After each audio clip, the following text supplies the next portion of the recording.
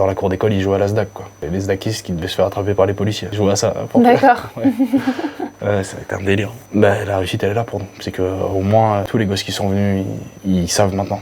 Et ils ont ça dans un coin de leur tête, que c'est possible. J'ai été poussé par une intuition qui était très forte. J'essaie toujours de trouver des améliorations. Ça bouscule les convictions des scientifiques. Et là, je me suis dit, il faut faire quelque chose. Et dans une moindre mesure, de changer le monde. Bonjour chers amoureux de la vie, je suis tellement contente de vous retrouver pour cette année 2025. On est encore en janvier, donc peut-être que je peux vous souhaiter une très belle année. Et je vous retrouve donc pour cette nouvelle interview avec Merlin Longuet. Merci d'être avec moi. Donc vous avez l'habitude sur ma chaîne d'avoir plein de personnes de différents milieux, des personnes qui ont osé réaliser leur œuvre. On a fait un scientifique, on a fait des journalistes, on a fait des aventuriers, des entrepreneurs. Et là, pour cette première vidéo 2025, nous allons donc découvrir la vie d'un activiste. Sa vie, qu'est-ce qu'il a fait avant d'être activiste, et puis qu'est-ce qui t'a donné cet élan de partir vers cette mission, pour que vous aussi, vous soyez prêts à oser réaliser votre œuvre et à vivre vraiment à 100% vos valeurs jusqu'au bout. Et donc, première question, qui es-tu? D'où viens-tu? Qu'est-ce que tu faisais avant de devenir activiste? Alors, avant de devenir activiste, j'étais pas activiste. Oui, d'accord. Et non, j'étais... alors moi, c'est Merlin. J'ai 29 ans. J'ai commencé l'activisme à proprement parler quand j'avais 26 ans, donc un peu tard. On parlera peut-être après éléments déclencheurs et tout, mais ouais, avant, je l'étais pas du tout. J'étais capitaine à Monaco de navire, du coup, je conduisais des bateaux pour des riches, quoi. Et du coup, je gérais la baie de la Mala, qui est juste à côté de Monaco, quoi. Et une plage un peu de jet set. Et donc, dans un monde un peu particulier, des riches et de l'opulence, quoi. Mais à l'époque, j'habitais dans mon camion, quoi. Du coup, c'était la belle vie, quoi, nomade. Et en fait, d'un coup, ils ont mis le pass sanitaire sur le domaine maritime. Et du coup, moi, j'ai refusé de contrôler les personnes qui montaient sur mon bateau. En gros, on me demandait de vérifier leur statut sérologique. Et j'ai refusé. Enfin, pour moi, c'était clairement une apartheid. Et du coup, j'ai refusé comme plein de gens, comme beaucoup de soignants aussi qui n'ont pas eu le choix. Mais c'est vrai quoi, il y a eu un chantage de l'État qui a essayé de tordre le bras à beaucoup de monde, toutes les branches de la société. Et du coup, c'est ça qui m'a un peu déclenché tout ça. J'avais commencé, avant de faire ma dernière saison, j'avais commencé déjà à rassembler du monde à travers du Café des Libertés, quoi. Donc c'était déjà même un petit peu avant? En fait, je suis parti pendant la saison d'été, parce que c'est un travail saisonnier. Et du coup, j'ai repris les rassemblements, à réorganiser les rassemblements une fois que je suis rentré de cette saison que j'ai pas fini, du coup, pour rester en accord avec mes valeurs, quoi. Tout s'est enchaîné un peu vite, quoi, je veux dire, dans le sens où on n'a pas fait les choses à moitié. On a commencé par le Café des Libertés, où en gros, j'ai essayé d'aller voir plein de groupes différents. Il y avait encore des groupes existants de gilets jaunes qui continuaient à se rassembler dans le coin. Du coup, j'ai été un peu les voir partout pour essayer de leur donner un point de rendez-vous, quoi. D'ailleurs, je salue le frérot Ludo, d'ailleurs, qui m'a vachement aidé du coup à ce moment-là aussi, à travers son site internet pour communiquer là-dessus, tout ça. Après, on avait des groupes de potes aussi qui se rassemblaient dans cette période où on n'avait pas le droit de se rassembler, quoi. Alors attends, du coup Ludo, il faisait partie des Gilets jaunes ou c'était un pote que tu avais déjà d'avant qui... C'était on va dire un intellectuel qui écrivait beaucoup sur le mouvement de révolte qui a été les Gilets jaunes, quoi. Ok. Pour la petite histoire, à la base, il m'en voudra pas de le raconter, mais on n'était pas d'accord à la base. Parce que quand j'y étais, j'étais avec mon petit neveu il avait 10 mois à l'époque. Et du coup, j'étais dans une de leurs réunions pour essayer de les ramener au rendez-vous que j'essayais de faire le 1er février 2021. Et du coup, Ses premiers mots, ça a été bon, bah, nous on est les gilets jaunes et on va vous expliquer. Du coup, je dis bah, pas vraiment. Nous, on était beaucoup de nouveaux à arriver pour essayer de voir ce qu'on pouvait faire pour alimenter la contestation, quoi. Et du coup, ça a commencé où au départ on n'a pas été d'accord et c'est ce qui a permis cette relation hyper saine qu'on a encore maintenant, de pouvoir se dire les choses en face. Et vous n'étiez pas d'accord sur sur une quelconque hiérarchie. Ok, sur une hiérarchie. Moi, je voulais vraiment apporter un truc nouveau avec ce concept-là du Café des Libertés. Du coup, de pouvoir faire que... En fait, le Café des Libertés a permis et permet encore, il a été repris à différents endroits, mais en fait, ça change totalement le rapport de force dans la contestation. Ça veut dire que quand on manifeste, on combat de l'eau noire et on va contre quelque chose. Et du coup, on est dans la position du demandeur, donc on donne le pouvoir à la personne à qui on demande. Alors que le Café des Libertés, il prend. Et il organise des désobéissances civiles, qui fait qu'on n'est plus dans la situation où on demande quoi que ce soit à qui que ce soit, mais on est dans une position où on s'organise ensemble pour nourrir le loup blanc. Okay. Et du coup, ça permet d'être dans une autre énergie, et ça j'en ai déjà parlé, mais ça donne du coup aux flics ou aux CRS qui viennent pour casser la manifestation, ou aux politiques qui les utilisent dans ce sens-là, le rôle du manifestant, parce que c'est eux du coup qui se retrouvent à demander quelque chose, qu'on arrête de se rassembler et de juste partager un café sur l'espace public, parce que au fond le Café des Libertés c'est ça, c'est en gros monter une terrasse sauvage sur l'espace public en faisant venir des artistes, en ouvrant une scène où les gens peuvent s'exprimer. Et un espace d'écoute en fait et d'entraide. C'est pas... Le Café des Libertés n'a pas tant de position ou de positionnement que ça, si ce n'est... et c'est un maximum de s'organiser en toute intelligence pour défendre le vivant, quoi. Après, il aspire à aucun parti politique, il aspire à laisser les gens parler, quoi.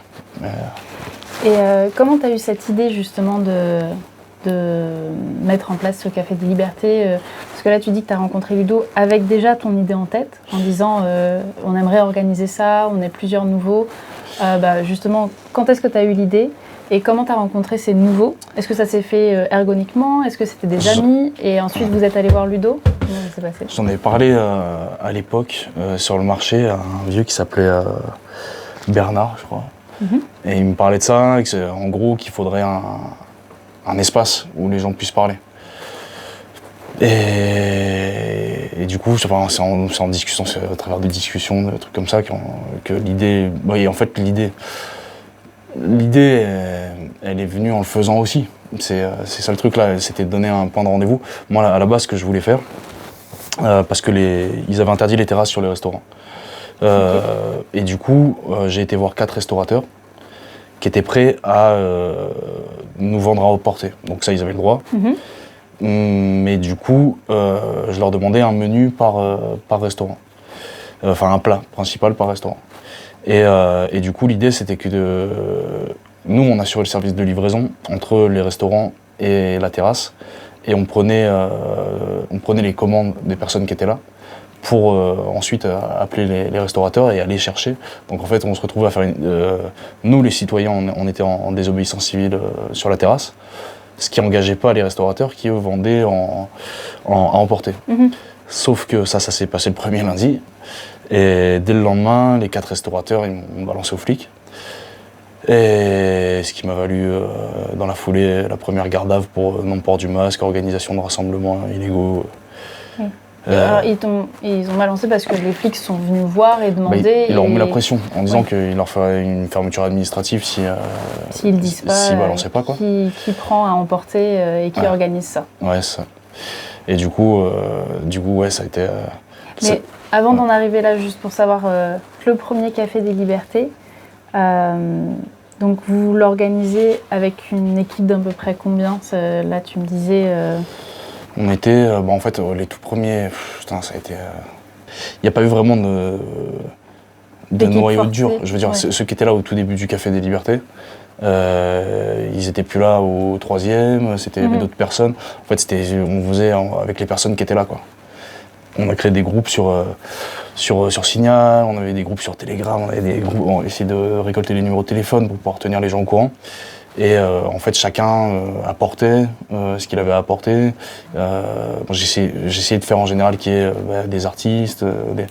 Ça a été du démarchage. Enfin, j'ai passé ma vie à ça pendant un moment.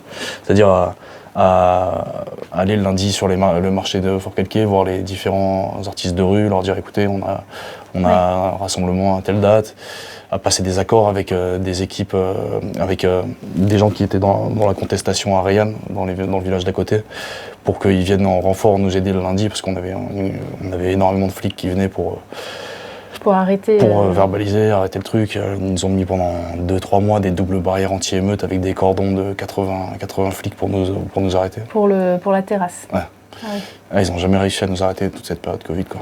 Et, on a fait des plans de malade, quoi. Donc en fait, c'était assez organique de ce que tu me dis. Tu as trouvé des personnes qui eux aussi avaient envie de faire quelque chose.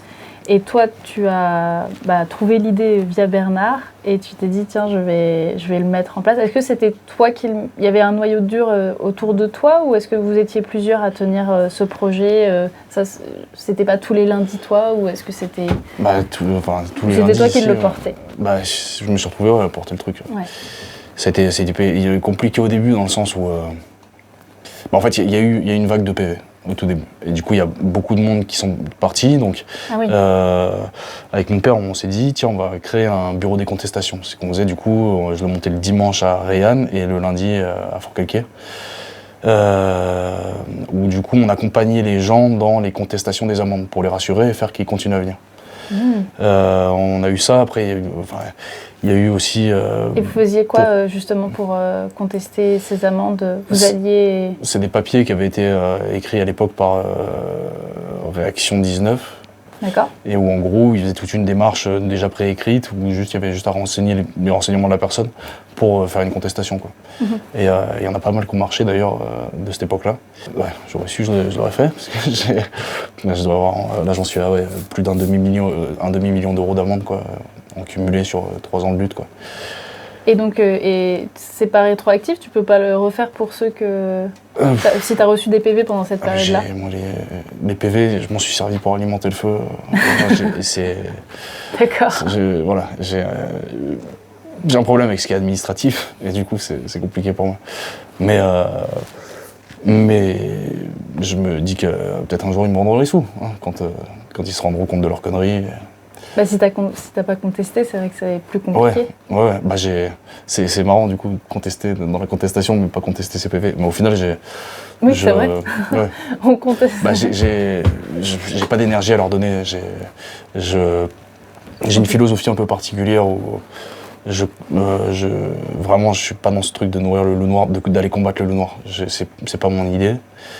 Et je veux pas dépenser d'énergie à essayer d'expliquer que j'étais pas en tort à cause des PV, du port du masque, de machin.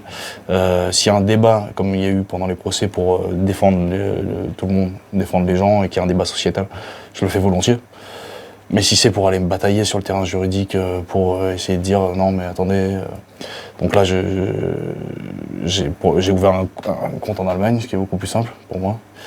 De trouver plutôt des systèmes pour s'indépendantiser d'un système malveillant plutôt que d'essayer de négocier avec des gens qui sont des terroristes, quoi. Je comprends pas, c'est quoi le compte en Allemagne? Pour éviter les saisies sur salaire, quoi. Ah, d'accord. Et du coup, voilà. Enfin bon, là, du coup, maintenant, ils ont passé le prélèvement à la source, donc je suis niqué. Ah, ok.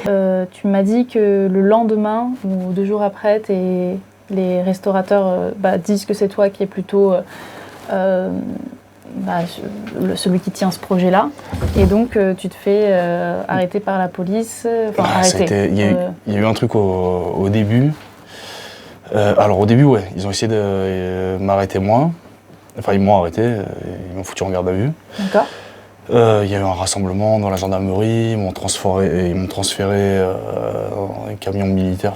Ils se sont fait des idées comme si on était Des grands terroristes, quoi, c'est ça. Et du coup, ils m'ont transféré dans les geôles de Digne-les-Bains, où je suis passé en comparution immédiate dès le lendemain.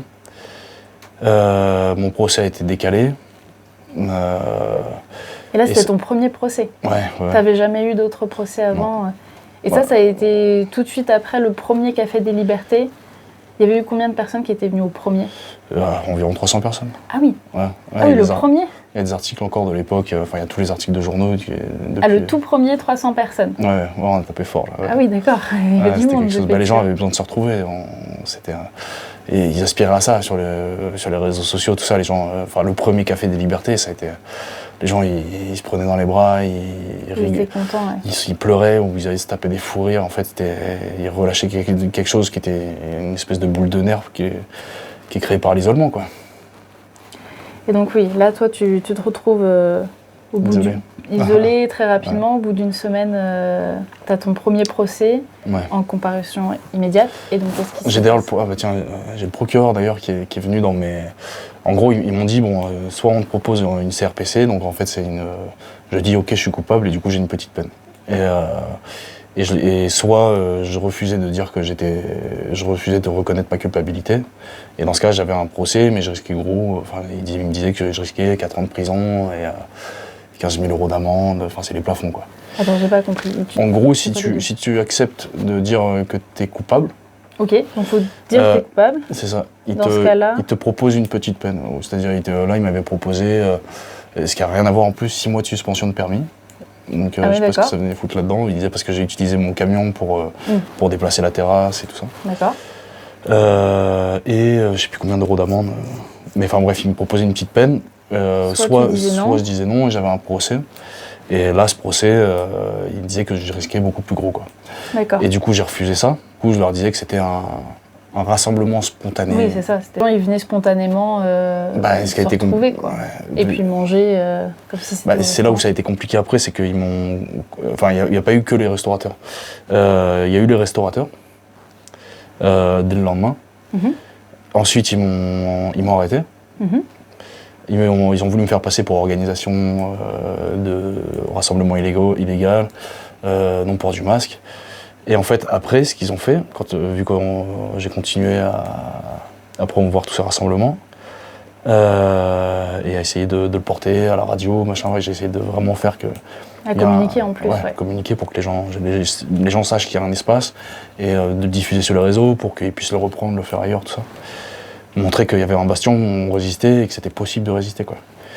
Et en fait, du coup, ce qu'ils ont fait après, c'est qu'ils ont convoqué la moitié du village. C'est un délire. Enfin, on est 4000, ils n'ont pas convoqué 2000 personnes, mais ils ont convoqué toutes les personnes qui étaient au Café des Libertés. Donc 300 Près de 300 personnes. Franchement, c'était un délire. Il y avait la queue devant la gendarmerie. Et moi, quand ils m'ont convoqué, parce qu'ils m'ont convoqué aussi à ce moment-là, dans toutes les pièces, on entendait « Ouais, si vous retournez au Café des Libertés, vous allez voir, non, qu'on vous y voit pas. » Du coup, ça a continué leur acharnement sur ma gueule. Hein.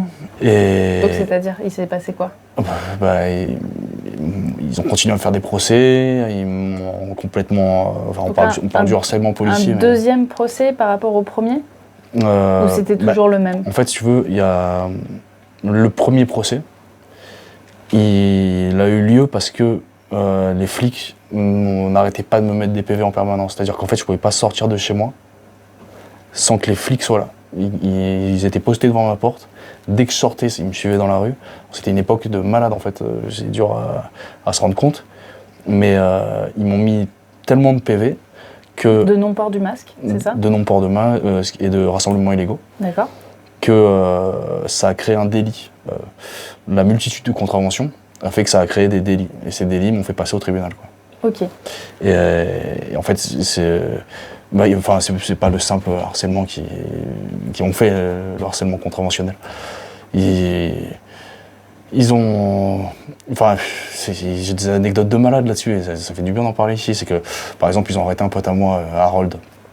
Ils l'ont arrêté parce qu'il avait un truc sur lui. Et en gros, ils lui ont dit, bon, écoute, soit on te laisse, soit tu nous balances des trucs sur Merlin, soit on te verbalise pour ça. Et en gros, il Ils ont vraiment essayé des techniques de mafieux, quoi. C'est un truc de dingue pour essayer de me coincer par tous les moyens.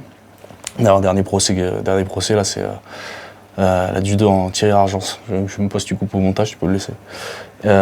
Qui me dit Monsieur Longuet, c'est très compliqué de trouver des témoignages contre vous. C'est peut-être qu'il n'y a rien à dire, quoi, à un moment donné. Sauf que en 3 ans de lutte, au bout d'un moment, ils ont fini par trouver des gens qui étaient prêts à servir leurs intérêts, quoi. Pour te lancer, pour ce premier Café des Libertés, est-ce que tu t'attendais à cette réaction des forces de l'ordre? Parce que sachant que quand même tu faisais quelque chose qui n'était pas légal à cette époque. Après, la question, est-ce que c'était juste ou non? Chacun a sa valeur, son opinion là-dessus et peut réfléchir. En tout cas, ça a fait du bien à beaucoup de monde puisqu'il y a eu quand même 300 personnes qui sont venues et qui avaient besoin de ça. Mais du coup, tu savais que tu mettais en place quelque chose qui n'était pas légal. En face, donc, j'imagine que tu t'attendais peut-être à ce qu'il y ait un peu un stop des forces de l'ordre. Comment tu t'es préparé psychologiquement à ça? Parce qu'il y en a plein qui ont envie de faire des choses parfois, en tout cas dans le milieu activiste, que ce soit le tien, que ce soit au niveau de l'environnement, d'autres secteurs, et qui n'osent pas du coup aller jusqu'au bout en dehors de la légalité. On touche à plein de choses un peu touchy peut-être, mais qu'est-ce qui t'a poussé à aller jusque-là? Et voilà, et comment tu l'as vécu, comment tu t'es préparé et comment c'était après par la suite? Alors, et là il y a plusieurs questions. En gros, je m'attendais pas déjà à autant de déploiement des forces de l'ordre, mais en fait c'est parce que le commandant Baron il gérait à l'époque tout le département de la gendarmerie de Fort-Calquier, et du coup il avait le pouvoir et l'autorité de faire venir toutes les brigades de Castellane, de Barcelonnette, d'un peu partout dans le département, de Digne-les-Bains, la motorisée de Manosque, le psych de Volx. Il faisait venir beaucoup de flics d'un peu partout parce qu'il avait les pleins pouvoirs. C'est un peu Saruman dans Seigneur des Anneaux, quoi. Après, pour parler de Sauron, le politicien qui a motivé la mobilisation de ces forces de l'ordre pour quelques familles qui pique-niquaient. Oui, c'est vrai qu'on pourrait presque dire ça comme ça. C'est un pique-nique organisé. Ouais, et une mobilisation hebdomadaire, un nombre de gendarmes hallucinant, quoi, qui venaient armés jusqu'aux dents parce qu'il y avait des gens qui portaient pas leur masque, quoi. Et en même temps, ça en parlait à la télé, et du coup ils avaient besoin d'arrêter, de stopper ce truc pour pas qu'il y ait un vent de contestation qui se lève, quoi. Oui. Surtout qu'on sortait des gilets jaunes, et pour eux ça craignait vraiment. Et du coup non, je m'attendais pas à autant de violence de leur part. Autant d'intimidation. C'est de la violence, hein,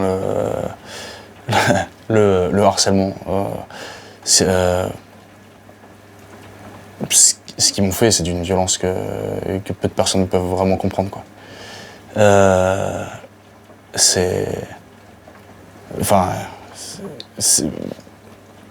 Heureusement que j'ai un bon entourage pour garder la tête sur les épaules, quoi. Mais si c'était arrivé à quelqu'un d'isolé, de seul, ce qui m'est arrivé et ce qui m'arrive encore, ce serait dur de tenir, quoi. Et en tout cas, le truc auquel je ne m'attendais pas non plus, c'était... C'est vrai que j'ai envie de rebondir sur le harcèlement, parce que quelqu'un qui n'est pas des forces de l'ordre, qui va te suivre, peut-être que tu te faisais suivre, peut-être qu'on t'attendait devant chez toi, dès que tu sortais, hop, le masque. Ouais, c'est le cas. Une personne lambda, tu peux dire, écoutez, ce gars il m'harcèle et arrêter.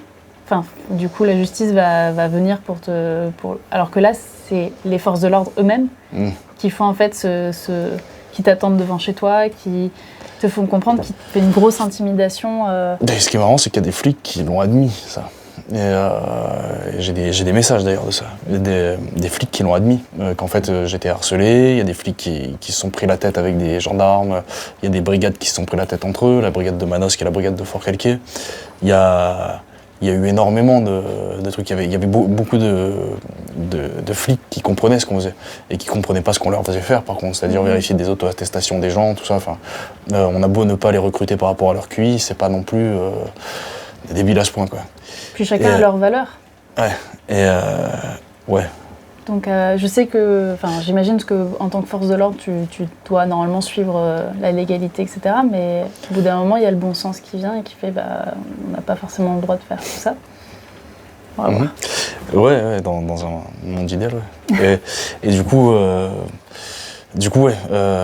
c'était quoi la question? Oui.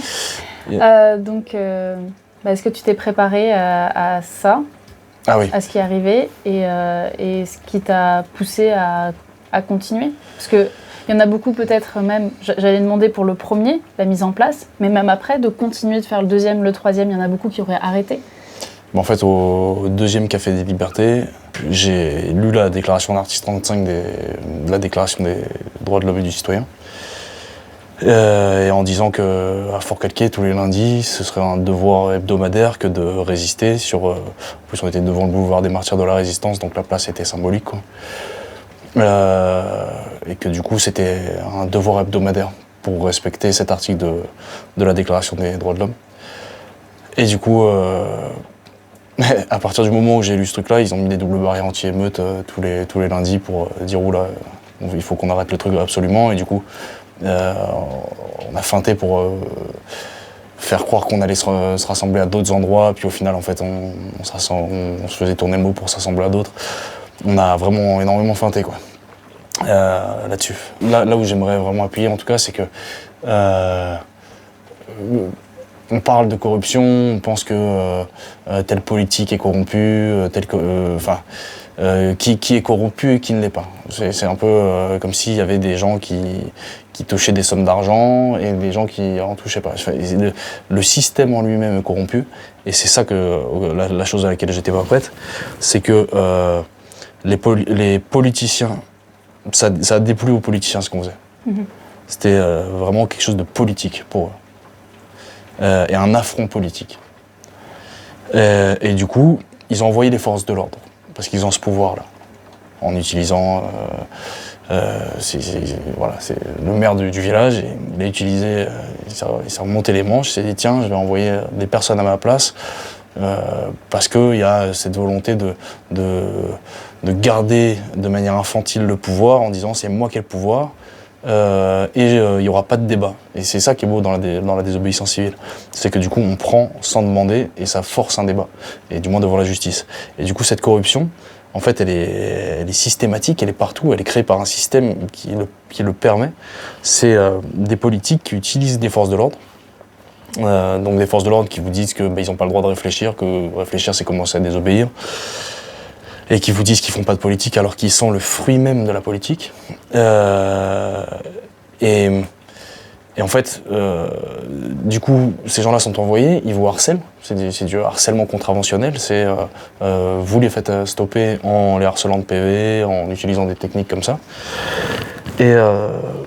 Et du coup, à force du harcèlement, on termine devant la justice, ce qui m'est arrivé énormément de fois. Et devant la justice, ce que lit le juge avant de commencer le procès, c'est le PV de synthèse, donc le procès verbal, rédigé par les mêmes flics qui vont vous harceler et propulsé par les politiques qui veulent vous faire tomber. Donc, c'est là où il y a une grosse faille d'équité et de justice. La justice, elle est loin d'être aveugle. La justice, elle est orientée déjà par un PV de synthèse. Quand ils vous lisent, c'est les flics qui écrivent le truc. Alors ça dépend quel flic. Il y a eu des flics qui ont écrit des trucs super sur moi. Et ces flics-là, ils ont été mutés. Tous les flics qui étaient avec nous, ils ont été mutés. Ils ont laissé les pires. Ils ont laissé des gens qui ont des gros... Je pense à un gendarme en particulier qui veut ma peau depuis un petit moment et qui a été bien utilisé ces derniers temps là pour me faire tomber, qui a bloqué quoi. Pour lui, je suis un terroriste qu'il faut absolument arrêter. Il s'est auto-persuadé que pour avoir sa médaille, il fallait m'arrêter quoi. Et donc là, il a eu sa médaille, il est content. Il est tout content. Enfin bon, il n'est pas plus heureux pour autant, hein. Il respire pas la joie ce mec-là. Mais bon. Du coup, qu'est-ce qui t'a poussé? Parce que tu as eu beaucoup de pression.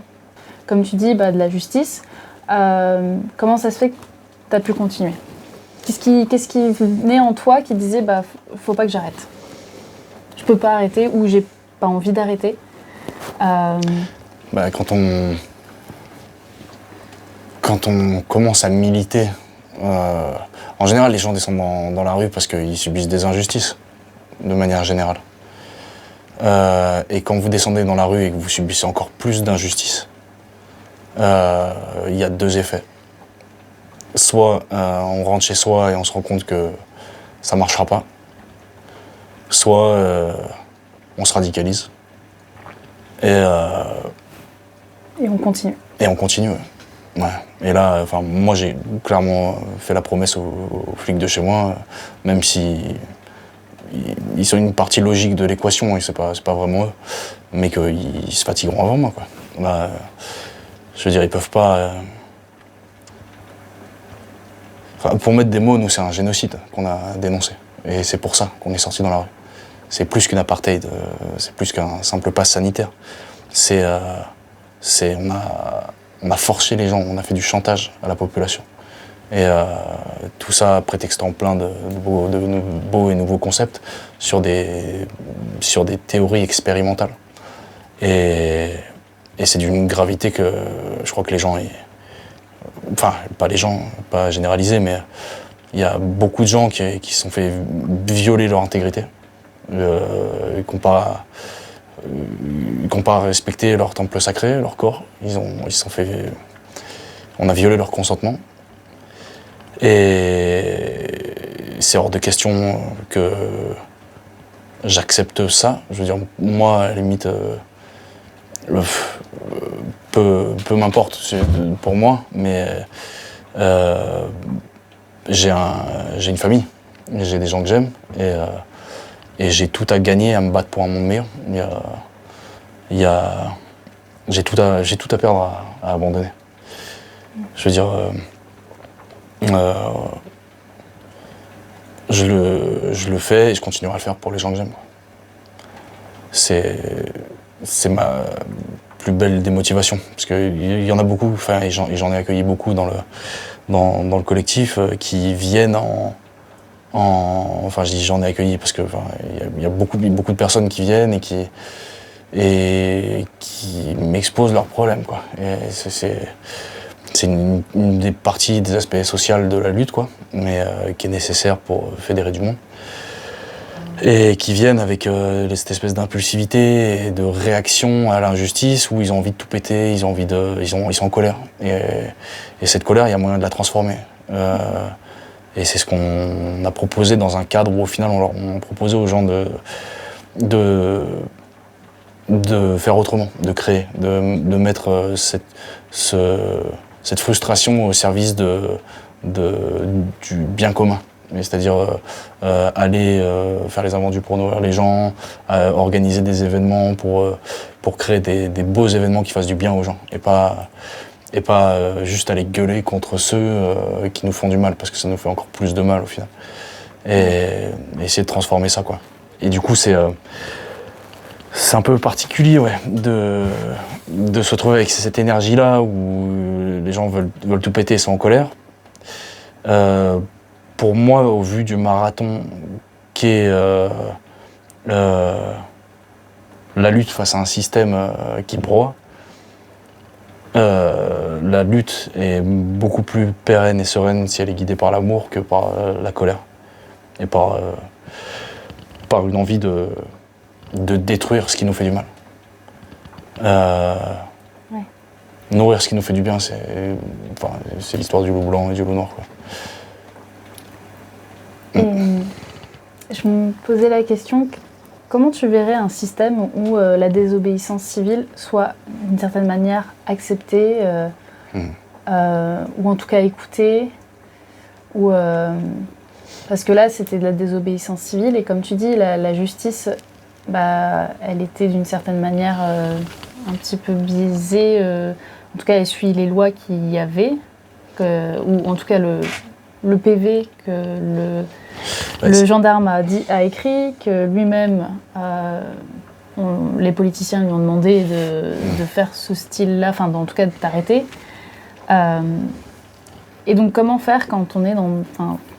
Je me pose juste la question, si tu as une idée, comment ce serait un système où la désobéissance civile soit d'une certaine manière pas acceptée, tolérée, mais qui puisse avoir sa place? Je ne prendrai pas le problème dans ce sens-là, c'est que s'il y a de l'écoute et s'il y a de la tolérance, il n'y a pas besoin de désobéissance civile. La désobéissance civile, elle est le fruit d'une frustration de l'absence de débat. Elle vient prendre sans demander. Alors que, parce qu'au final, à force de demander, on ne peut pas obtenir quoi que ce soit si on demande à notre bourreau de comprendre notre situation et tout ça. Il a tout intérêt à continuer à nous marcher dessus. Ce qui est vraiment efficace, mais pas sans risque, non sine periculo, c'est de foncer dans le tas. Voilà. D'accord. En gros,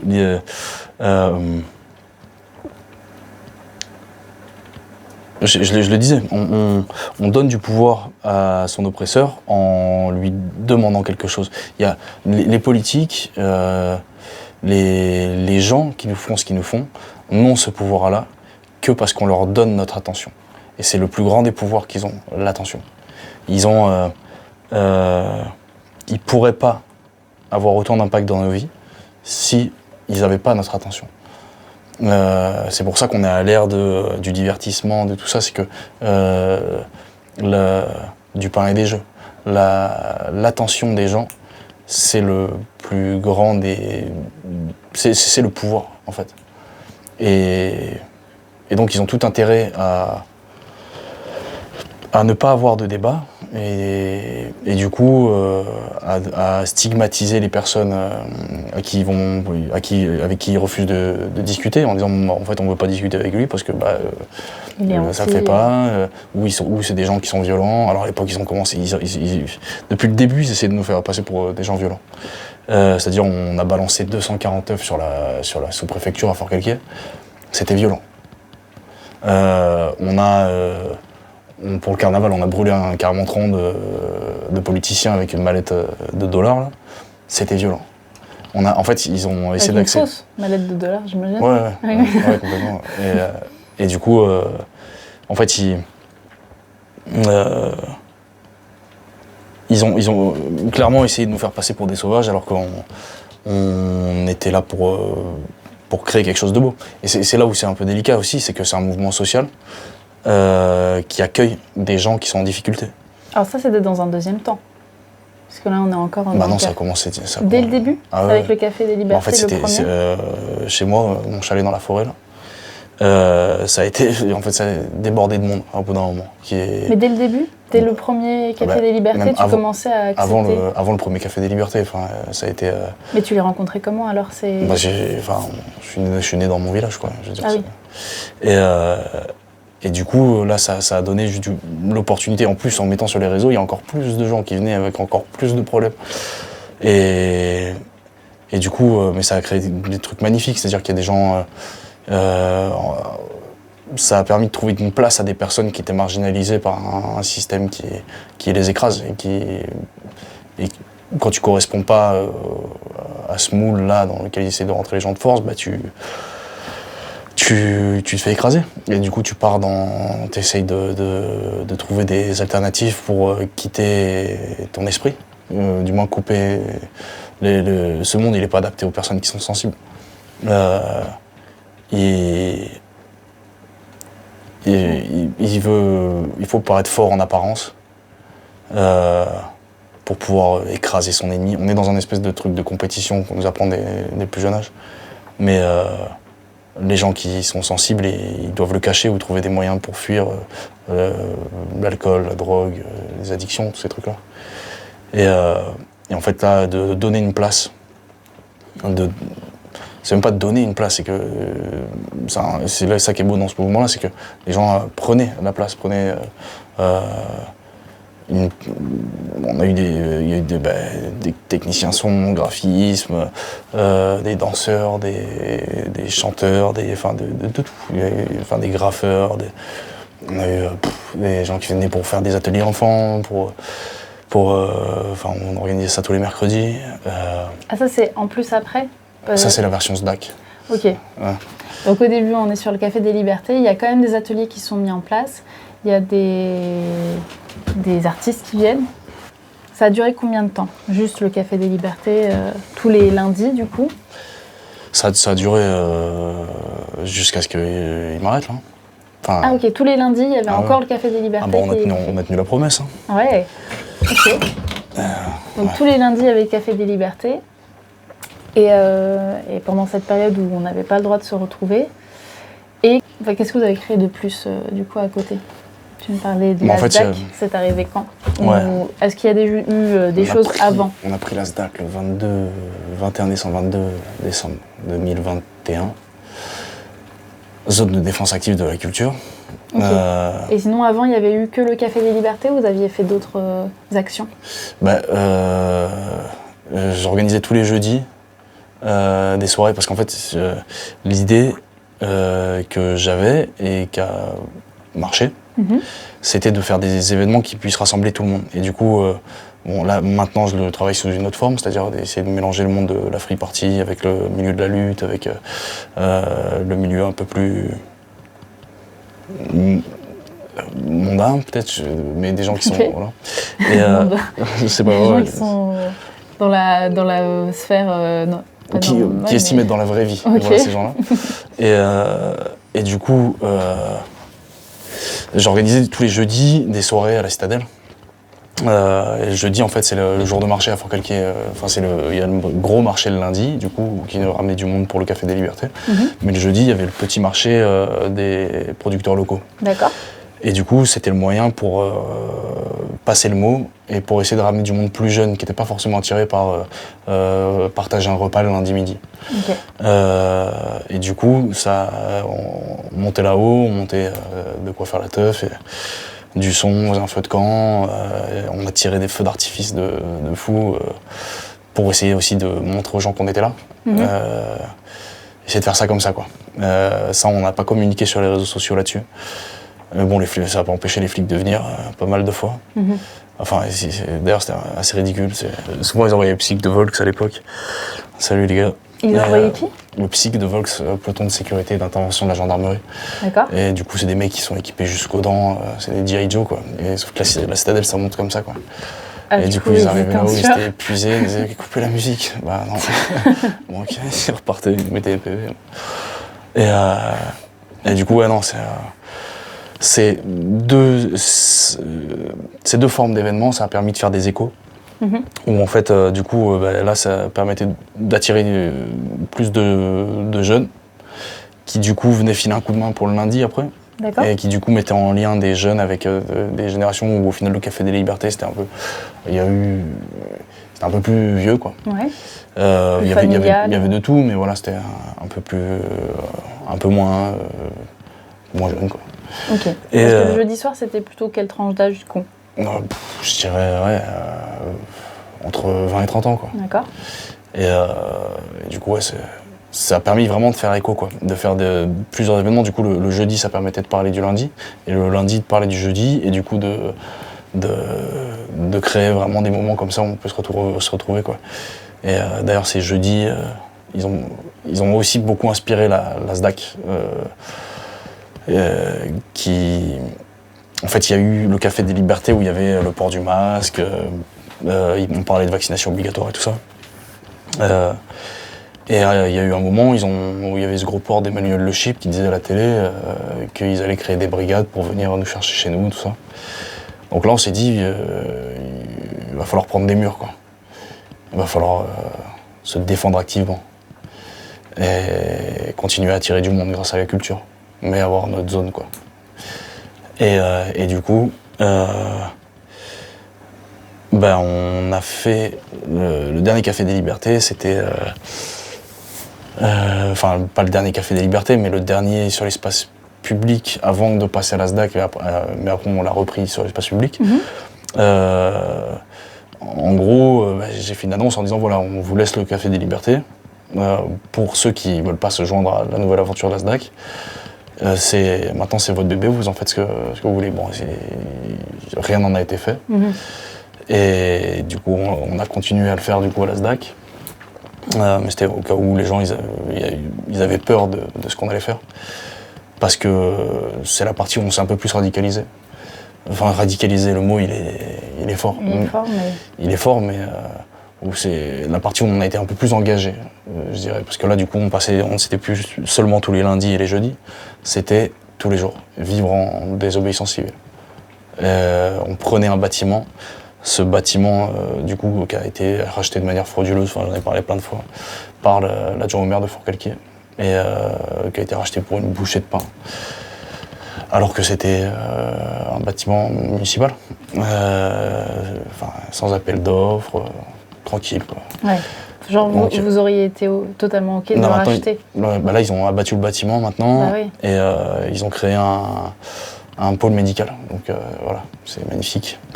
Et à l'époque, ils l'envisageaient pour être un centre de vaccination, quoi. Donc c'est magnifique. Du coup, ça s'est passé rapidement, en fait. Le soir, là, j'ai jamais raconté comment ça s'est passé.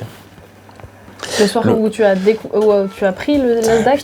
Ouais. Parce que là, termine pas au tout début? On est ce soir-là, ok? On est en décembre. On est en décembre. On est le 22 décembre 2021. D'accord. On se dit avec l'équipe, on était chez moi au chalet, on se dit bon, on va aller faire du repérage. Il y a ce bâtiment-là que j'avais vu depuis un moment. C'était à l'époque, j'avais fait des tours. J'étais rentré par la fenêtre quand j'étais tout petit. On avait installé un toboggan avec ma sœur dedans. Donc oui, tu connaissais déjà le bâtiment. Je connaissais bien le bâtiment. C'était mon terrain de jeu quand j'étais petit. Qui était aussi abandonné depuis tout ce temps? Ouais. Ah d'accord. C'était un lieu de stockage pour la mairie, quoi. Ok. Et du coup, il y avait des fauteuils de cinéma, il y avait des grands toboggans, il y avait plein de trucs. Et puis après, quand j'étais petit, et après là, ils stockaient les trucs du trail de Haute-Provence, donc un truc de rando qui fait en collab avec la mairie. Et du coup, ce soir-là, on se barre là, on me dit vas-y, bon, on va aller faire un repérage là-bas, le lieu est pas mal. Et il nous fallait des murs. Et du coup, c'est un bâtiment qui fait 430 mètres carrés. Qui a été détruit. Ouais. Et du coup, on descend. Et moi, je savais comment ça fonctionnait le truc, parce que j'étais rentré, on avait creusé un trou par-dessous avec ma soeur quand on était petit, on était rentré par la fenêtre, on était rentré un peu partout, à chaque fois ils bloquaient les trucs. D'accord. Et là, du coup, je savais comment potentiellement comment ouvrir, donc j'ai mis un aimant au bout d'un fil. Et il y avait des grilles au-dessus, et en fait, l'énorme portail, c'est une barre qui était posée comme ça, quoi. Et donc, je suis parti à la pêche à l'aimant pour choper la barre, et quand j'ai réussi à le choper, je l'ai levé. Ah, faut être un peu ingénieur, du coup, presque. Carrément. On trouve des astuces pour... Ouais, pour ouvrir. Et du coup, on s'est retrouvé à ouvrir, rentrer. On s'est dit, on fait juste du repérage. Et en fait, on n'a pas fait juste du repérage, quoi. On a refermé la porte derrière, on s'est barricadé, on a dit maintenant... En fait, on le prend maintenant, le truc. Et c'est là que ça a commencé, quoi. Là, le lendemain, c'était le lendemain, ouais. Là, on avait fait venir... Il y a du monde, parce que du coup, on ne pouvait plus sortir. On risquait d'être attaqué par les flics, quoi. On ne savait pas trop comment ça allait se passer. Et du coup, on ne savait pas s'ils nous avaient vus ou pas. Enfin, c'était un peu compliqué. Et du coup... on nous avait ramené des bassines d'eau, des trucs comme ça, au cas où on nous balançait des fumigènes, des lunettes de piscine, enfin, un délire. Ouais. Et on avait tout barricadé, d'ailleurs, putain, petite anecdote marrante, on avait barricadé le portail du mauvais côté. Genre, on s'était barricadé de l'intérieur, mais il s'ouvrait comme ça. Enfin, bref. Donc ils auraient pu ouvrir? Non, parce qu'il y avait la barre. Mais on a barricadé l'intérieur pour rien, on s'est bien marré. Et en fait, du coup... après, les flics sont venus, ils sont arrivés à une quinzaine. Donc là, le lendemain ils ont toqué, ils m'ont dit ouais, sortez, je dis non. Non, on sort pas, non. Et ils disent je leur dis voilà, c'est pour vous qu'on fait ça aussi, les gars, vous inquiétez pas, vous l'aurez pas, votre 3e piqûre, on se bat pour vous, ça va le faire, ça va aller. Et du coup, après, j'ai un peu déconné avec eux, ils me disent qu'est-ce que vous voulez, quoi. Parce qu'ils pensaient, je sais pas, qu'on voulait des trucs. Je dis, 1 million d'euros, on veut 1 million d'euros, un hélicoptère. Ok, d'accord. Et du coup, même ça les a fait marrer, quoi. Bon, au bout d'un moment, ils sont barrés, du coup. Ok. Et du coup, on a pris le bâtiment. Et 2 jours après, on faisait Noël, on a fêté Noël, on a fait venir, du coup, Père Noël. Donc là, vous avez tout aussi rangé, préparé, mis les décos. Ouais, on a carrément... de toute façon, la mairie, ils le savent, ils l'ont vu sur les vidéos. On avait vu à l'époque avec un employé de mairie pour prendre les tapis du marché de Noël, qui étaient des beaux tapis rouges qui faisaient tout le marché de Noël. Et là, le marché de Noël allait terminer. Donc on lui a demandé, il a dit non. Donc en fait, on est revenu le soir en camion, on a pris les tapis du marché de Noël pour refaire tout l'intérieur de chez nous, quoi. Et on a mis un sapin de Noël, on avait fait une collecte de jouets avant au Café des Libertés pour mettre des jouets par milliers sous le sapin. Et vraiment, genre, c'était une montagne de jouets qui existaient comme des fous. On a fait venir Didier Volubil, un pote qui a construit un manège pour les enfants en résine où il faut pédaler, là. On s'était monté un petit bar avec du vin chaud, chocolat chaud et tout. Et Alex, notre Alex international, qui a passé toute une nuit à créer une scène en palette. En une nuit, il a fait une scène de malade. Et qu'est-ce qu'on avait d'autre là? On a fait venir un magicien, Stéphane, là, qui est revenu d'ailleurs au dernier Noël qu'on a fêté au SDAC Fest, le dernier SDAC qu'on a pris. Parce que du coup, on a fait 5 SDAC après ça. 5 concepts comme ça. Et en fait, le concept SDAC, il est... peut-être, je vais donner la recette, c'était ce que je voulais. Ouais. C'est-à-dire, en fait... Là, quand tu dis 5 SDAC, c'était 5 bâtiments, 5 zones que... En fait, vous preniez et après vous faisiez de la culture, notamment pendant cette période où tout le milieu de la culture était fermé, interdit, etc. Et comment... En fait, c'est déjà par l'action sociale manger du terrain à l'État. C'est-à-dire l'État fait rien pour les gens qui sont dans la merde et vit au crochet des associations. C'est pas les associations qui vivent au crochet de l'État, c'est l'État qui se félicite du travail que font les associations. L'idée, en gros, c'est de figer les intentions d'une manifestation. Donc c'est un peu comme ça qu'on a créé les SDAC. C'est de faire une manifestation qui rassemble beaucoup de monde et mener cette manifestation au bâtiment ou au terrain qu'on va prendre. Un espace. Ouais. Et sur cet espace, organiser des concerts, repas partagés, des trucs pour faire que la manifestation dure le plus longtemps possible. Et à la fin, les gens repartent, sauf ceux qui restent. Et ceux qui restent figent les intentions de la manifestation. Et en gros, c'est prendre un lieu et un bâtiment en otage jusqu'à ce qu'il y ait un débat. Pour l'instant, il n'y a pas eu de débat, ça n'a pas marché, mais en tout cas, ça a bien fait parler des causes pour lesquelles on était là. Et du coup, c'est utiliser la technique du squat pour figer les intentions d'une manifestation et dire « Vous voulez qu'on parte ? Il faut qu'on parle ». Et du coup, utiliser la désobéissance civile pour forcer un débat. Parce que la désobéissance civile, encore une fois, c'est le témoignage d'une frustration de l'absence de débat, quoi. Et là, tu voulais un débat sur les vaccins, du coup. Sur le pass, sur tout ça. Sur beaucoup de trucs. On a soulevé énormément de questions. On n'est pas anti-masque, anti-machin. On se fait niquer de tous les côtés. Là, on a répondu à la question du logement. On a logé énormément de personnes dont la mairie ne s'occupe pas, qui préfèrent faire construire des maisons secondaires par des ex-ois que de trouver des logements à des personnes qui sont à la rue, quoi. Des familles qui sont à la rue et qui venaient nous voir, nous, quoi. Et ça, c'est pendant que vous avez eu la SDAC ou c'était même avant? Ça, c'était pendant la SDAC, ouais. Pendant la SDAC? La SDAC a vraiment été en capacité de proposer un logement. Et en fait, si tu veux, en parallèle de la SDAC, donc qui a été la première SDAC, qui a été la vitrine culturelle et médiatique pour attirer du monde, on a pris Alésia. Alésia, c'est une abbaye de 2500 mètres carrés sur 3,5 hectares de terre. On l'a pris, on a logé beaucoup de gens dedans. Et en gros, l'idée, c'était de pouvoir créer, avoir ça derrière pour proposer aux personnes qui voulaient, qui n'arrivaient plus à joindre les deux bouts parce qu'il y en avait plein, et en fait profiter de cette période où les gens étaient mis en détresse par le gouvernement pour les rassembler et leur proposer de créer ensemble un autre paradigme, quoi. Et la SDAC était le lieu culturel attractif qui allait permettre de rassembler les guerriers, quoi, de lumière. Et enfin, ça fait un peu barbe papa dit comme ça, mais et du coup ça a marché fort jusqu'à ce que au final ils arrivent à 200, ils nous attaquent, ils mettent mon père et moi en prison. Alésia, ils ont fait un procès là-bas, et, ils ont dit que c'était mon père qui habitait là-bas pour essayer de m'atteindre parce que il est solvable, pas moi. Et du coup, ils ont dit que c'était lui qui habitait là-bas, ce qui était totalement faux. Enfin, lui, ma mère et Sacha et Johanna, deux autres potes. Vous avez dû lâcher Alésia.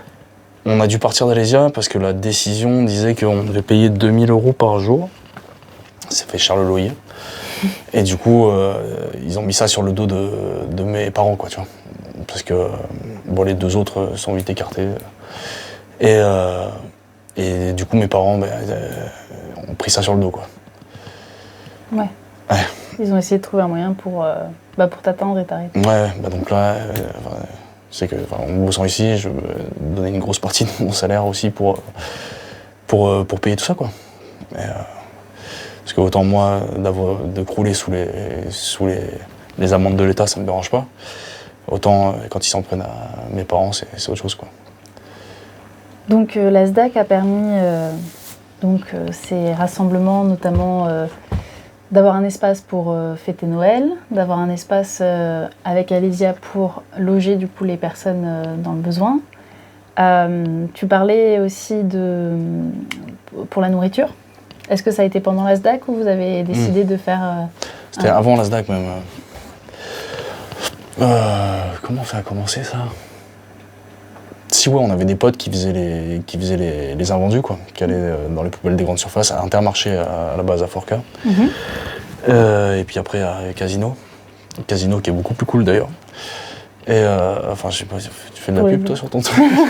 Non, je fais pas de pub. Du coup. Mais Casino. Ouais. Et du coup, ouais, non, Intermarché, ils ont doublé les barrières, ils ont mis des barbelés, des machins, à la fin on y allait quand même. Tout le soir on arrive, on dit putain, qu'est-ce que c'est que ça? J'ai le pote qui tire le portail, ils avaient oublié de fermer. Enfin, du coup, c'était sympa. D'accord. Mais bon, les autres jours, ils n'ont pas dû oublier? Non, mais on passait quand même, quoi. C'est une des parties de la lutte qui est essentielle aussi, c'est en proposant le logement et en proposant de la nourriture, les gens ont plus autant d'importance à donner à l'argent, et du coup, ça leur libère du temps. Et à partir du moment où on libère du temps à quelqu'un pour s'investir dans une cause sociale, dans créer un microcosme de bien commun, et ça fait un effet boule de neige, quoi. Du coup, on accueillait des personnes en galère. En plus, on fournissait la nourriture. En échange, ils filaient un coup de main, donc ils allaient aussi chercher de la nourriture, ou ils aidaient aussi à prendre d'autres bâtiments pour réussir à retaper le bâtiment, pour reloger encore plus de monde. Et voilà, ça permet d'avoir des gens qui sont aidés, qui du coup aident à leur tour, et même de sortir de ce truc de victime de la société, quoi. Du coup, d'être acteur de ce qu'on fait, et même d'être carrément aider les personnes qui sont bienveillantes sans être sauveurs, mais du moins dans la bienveillance, quoi. Et donc voilà. Je me pose la question, pourquoi vous n'êtes pas structuré à ce moment-là, derrière une association, derrière toute cette aide parce que tu aidais du coup des personnes à ce moment-là. Est-ce que ça aurait pu être organisé sous une association? Enfin, je sais pas, il y a les Restos du Cœur, il y a les...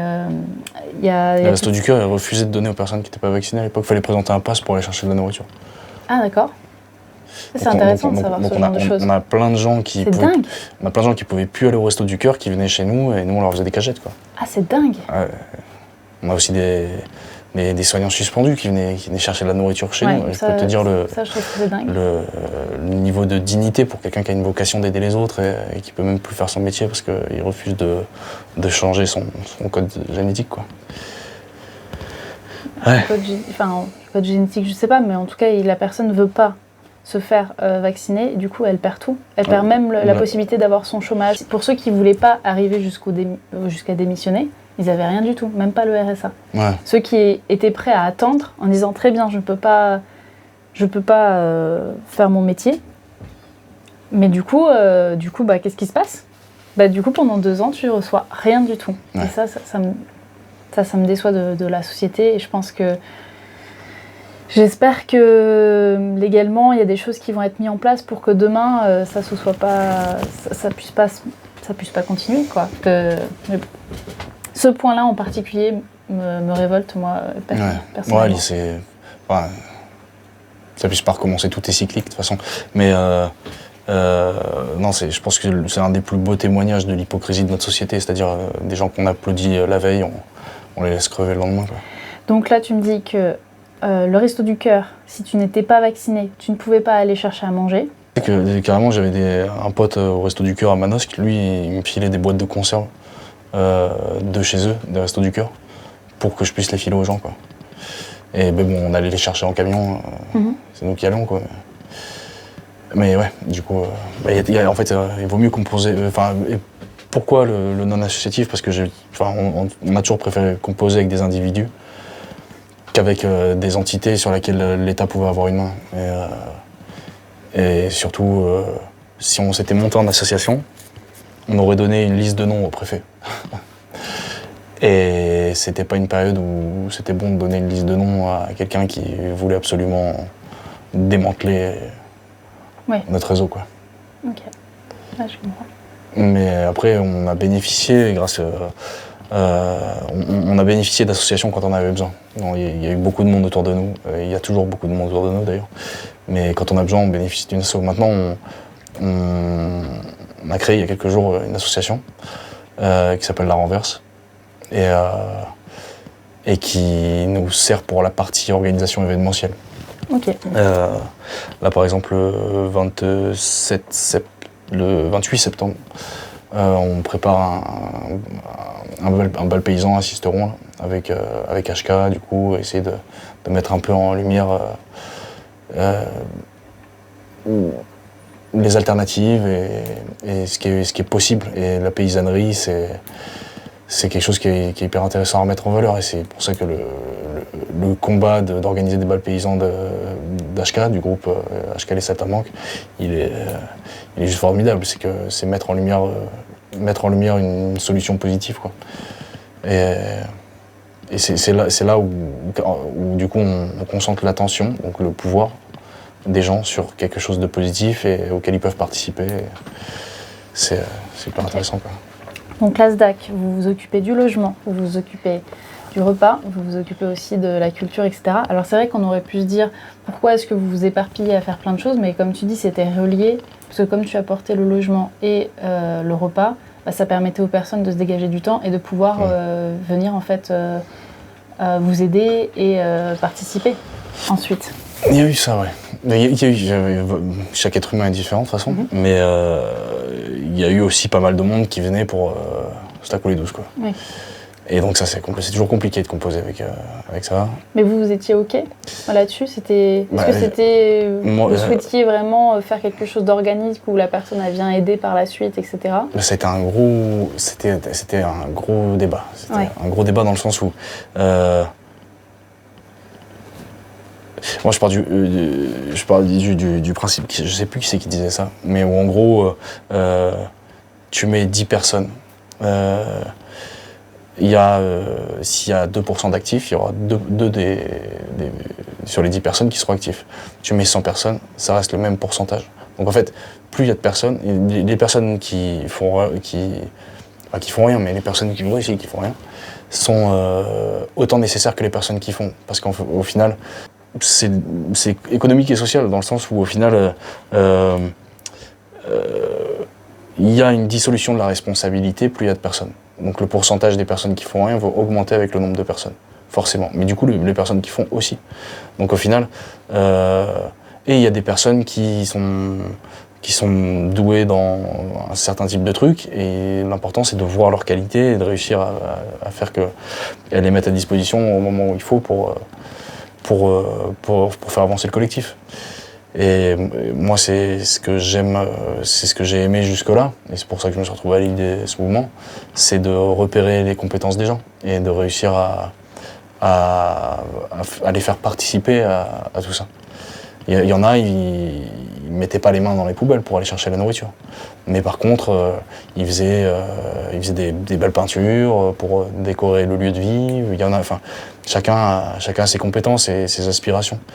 Et le pire, je dirais, c'est d'essayer de forcer quelqu'un à être ce qu'il n'est pas, quoi. Enfin, c'est comme ça qu'on perd des gens. Mais du coup, j'ai 2 questions.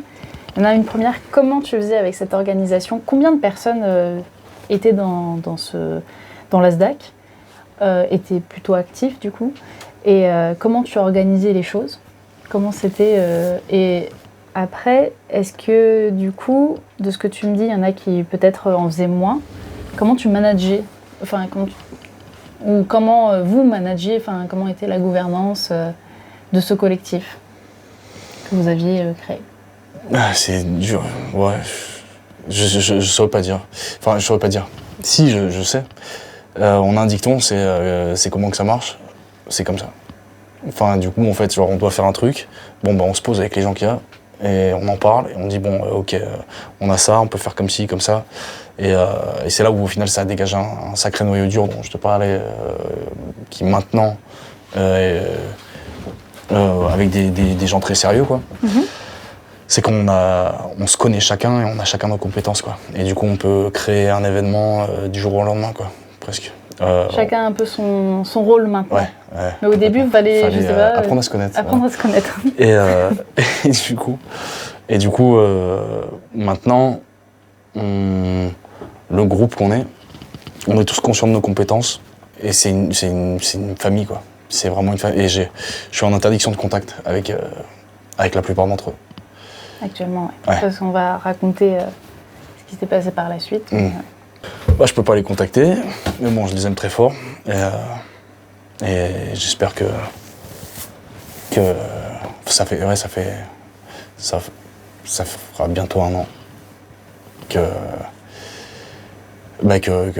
je suis exilé ici et que j'ai pas le droit de les contacter, quoi. Mais pour revenir sur la SDAC, donc c'était assez organique.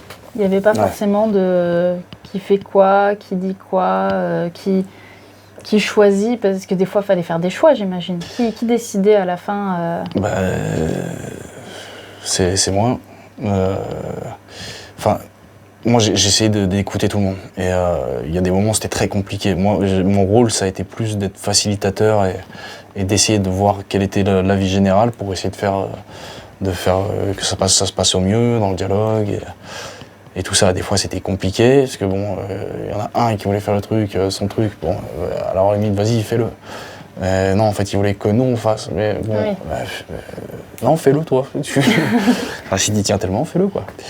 Et c'est ça qui était compliqué, c'est d'essayer de faire cohabiter des personnes qui déjà sont dans la précarité, et ou des personnes qui nous rejoignent parce qu'ils sont dans une colère de quelque chose, d'une injustice qu'ils ont subie ou de trucs comme ça. Et donc ça a été très particulier. Et au final, il y a eu, et c'est aussi en grande partie pour ça que je me retrouve là, des gens qui venaient dans l'idée de trouver un sauveur, parce que du coup j'ai porté la parole de ce truc-là sur les réseaux, à la télé, dans les radios. Les gens et du coup, ils venaient, ont su qu'il y avait ça, cet espace-là, et donc ils sont venus... C'était le but, d'attirer un maximum de monde. Et d'ailleurs, enfin, je dis d'ailleurs publiquement, rejoignez-nous, quoi. Je faisais des appels pour que les gens nous rejoignent. Et donc on a été rejoints par beaucoup de monde. Mais beaucoup de monde, je crois que c'est dur de se rendre compte. Tous les jours, on avait des gens nouveaux qui arrivaient, qu'on rencontrait, qui arrivaient de machin, qui nous rapportaient des trucs, à qui il fallait trouver un logement, à qui il fallait... on a eu une affluence de monde, ce qui était juste incroyable, quoi. Donc à peu près combien de personnes, tu dirais? En 3 ans, Et ça dépend, parce qu'il y a les personnes qui venaient pour les simples événements, les personnes qui venaient dans le collectif. Dans le collectif, je dirais, je dirais au moins 200-300 personnes. Ok. Qui sont venus Qui sont s'impliquer dans le collectif, même pas longtemps, mais des gens qui sont venus s'impliquer dans le collectif. Après, des gens qui sont venus pour les événements, on parle de plusieurs dizaines de milliers de personnes sur 3 ans. Ouais. Ah ouais, c'est... Ouais, même plusieurs dizaines de milliers de personnes. Truc de dingue. En fait, à l'époque SDAC, on faisait des événements en permanence. On n'avait que le dimanche de repos, et encore, c'était pas du repos, quoi. En général, on prenait le camion, on allait chercher des matériaux pour construire des trucs. Parce qu'on se développe, on est des constructeurs. Autant en menuiserie, on se fait des avancées, des terrasses, des bars, des snacks, on se développe, on ramène des caravanes. Donc il y avait de la construction et beaucoup d'organisation d'événements. Ouais. Finalement, dans cette lutte, ouais, carrément. cette longue manifestation. Ouais. Ok. Et combien de temps ça a duré la SDAC? Donc ça, c'était décembre 2021. La première SDAC, tu veux dire? Ah, parce qu'il y en a eu plusieurs, ok. Plusieurs lieux? Ah oui, il y en a eu 5, ouais. Il y en a eu 5, ok. Il y a eu la première SDAC, il y a eu Alésia, SDAC Alésia. Ah, d'accord. Il y a eu... après ça, il y a eu le SDAC Social Club. Après, il y a eu le SDAC Phoenix et le SDAC Fest. Ok. Qui a été évacué au mois de mai, le 1er mai. Ok. Ouais. Et ça, en fait, petit à petit, vous aviez les différents... Enfin, vous récupériez ces lieux qui étaient abandonnés pour la plupart? Ouais. Ouais, là, par exemple, le SDAC Fest, c'est un terrain qui appartenait à un pompier dans le Var, mais dont il ne se servait pas. C'est-à-dire, en gros, le terrain, depuis que j'étais tout petit, il sert de parking 2 mois de l'année, tous les lundis, pour les touristes qui venaient, quoi. Mais qui peuvent très bien se garer ailleurs, en réalité. Et du coup, c'est un terrain vague, c'est un terrain qui était vague depuis très longtemps. Et qu'on a pris pour pouvoir... en fait, c'était juste derrière le SDAC Social Club. Et on voulait organiser... ils nous ont détruit le bâtiment de la première SDAC. Et du coup, pendant Et ça, c'était quand? pendant tout l'hiver, c'était... La première SDAC. Ça, c'était le 5 avril 2022. Donc ouais, c'est de décembre à avril, du coup, la première SDAC. Ouais. Plein d'ateliers, plein d'événements. On a fait une transition grâce au SDAC Social Club, où au final, avec un bâtiment où on a accueilli du monde, tout ça, qui était un squat qui existait depuis plus de 10 ans, quoi. Okay. Et on l'a récupéré dans un état, c'était pas le... Nous, on essayait de faire des beaux endroits, des endroits accueillants pour les gens, des trucs comme ça. Là, on arrivait, c'était un sacré taudis, le truc. Et du coup, on a tout retapé, on a fait que ce soit beau et propre, quoi. Et du coup, ça nous a permis de faire une transition pour continuer à accueillir du monde, faire des événements. On faisait des stand-up, des concerts, des machins. Enfin, c'était un petit endroit plus cosy, mais du coup, ça permettait de continuer à accueillir différents groupes, des groupes militants d'un peu toute la France, quoi. D'accord. Et de maintenir l'épicerie sociale. On a monté une friperie aussi, parce que je n'en ai pas parlé, mais en fait, on a monté aussi des friperies et une espèce de gratuiterie. À la fin, la gratuiterie, c'est-à-dire... les gens, ils viennent, friperie, gratuiterie. Ils déposent des trucs, ils les prennent, ils repartent. Ok. J'aurais pensé que c'était une ressourcerie, mais non, c'est gratuiterie. C'est pareil. Ouais. Ils viennent, ils prennent. Ouais, c'est pareil, sauf que ressourcerie, il y a peut-être le terme de ressourcer, là. On passait pas notre temps à bricoler les trucs, machin. Les gens déposaient des trucs et repartaient avec. Ah oui, on avait dédié une pièce à ça, quoi. On a monté une librairie aussi sur l'espace public, donc qui a attiré pas mal de monde. Du coup, ça faisait un truc visuel où les gens s'arrêtaient sur le trottoir, ils voyaient une librairie. Ok. Gratuite où les gens peuvent venir une bibliothèque gratuite. Les gens se servaient, ils remettaient. Au final, à la fin, on se retrouvait avec plus de trucs. Les gens mettaient plus que ce qu'ils prenaient, quoi. Ah d'accord. Et c'est carrément. Ça donne de l'espoir. Et du coup, après, on a eu ce terrain qui était derrière, qui était là pour nous, quoi. Donc on s'est dit, en plus, c'était un peu à équidistance de la SDAC qui nous avait détruite par rapport au centre-ville, donc pour attirer du monde, c'était parfait, quoi. Et donc on a pris ce terrain-là, et surtout parce qu'en gros, moi, tout l'hiver, après la destruction de la SDAC, j'ai des artistes qui m'ont appelé pour venir se produire et tout ça. Parce qu'on a produit plus de 500 artistes en 3 ans. Et beaucoup qu'on a accompagnés, à qui on a aidé à faire des graphismes, des trucs comme ça. Il y a eu trois clips qui se sont tournés à la SDAC. Ouais. Et d'artistes différents. Et du coup, je me suis dit qu'il fallait faire un festival pour, en gros, réunir tous ces artistes qui appelaient. Mais vu qu'on n'avait pas de lieu pour faire le festival, ben, en gros, je dis bon, ben, on va prendre le terrain, quoi. Qui était à une personne, c'est ça? Tu disais un Ouais. terrain vague. Et Ouais. elle était au courant? Elle était au courant une fois qu'on l'a pris, quoi.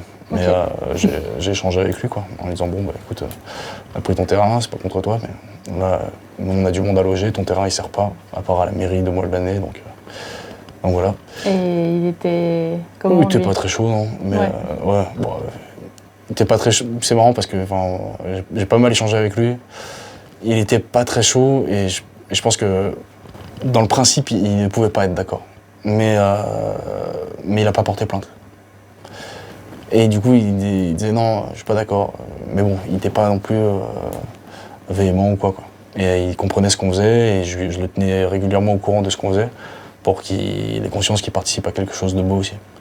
Et du coup, en fait, tous ces artistes, ça nous a permis de les réunir sur 3 jours. Où on a fait un premier jour rap, deuxième jour reggae, troisième jour rock, 8, 9, 10 août. Un festival entièrement désobéissance civile, entièrement à prix libre. Tout, les repas, le bar, tout. Tout a pris libre. Ouais. Et Il y a eu combien de monde pour ce festival-là? sur les... franchement, je saurais pas Moi, il n'y avait pas de billetterie, J'ai- donc vous ne pouvez pas vraiment Ah. savoir le nombre. Je dirais sur les 3 jours en cumulé, parce que on commençait les concerts sur les coups de midi Mhm.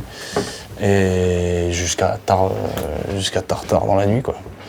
Et du coup, je dirais sur 3 jours, peut-être 4-5 000 personnes.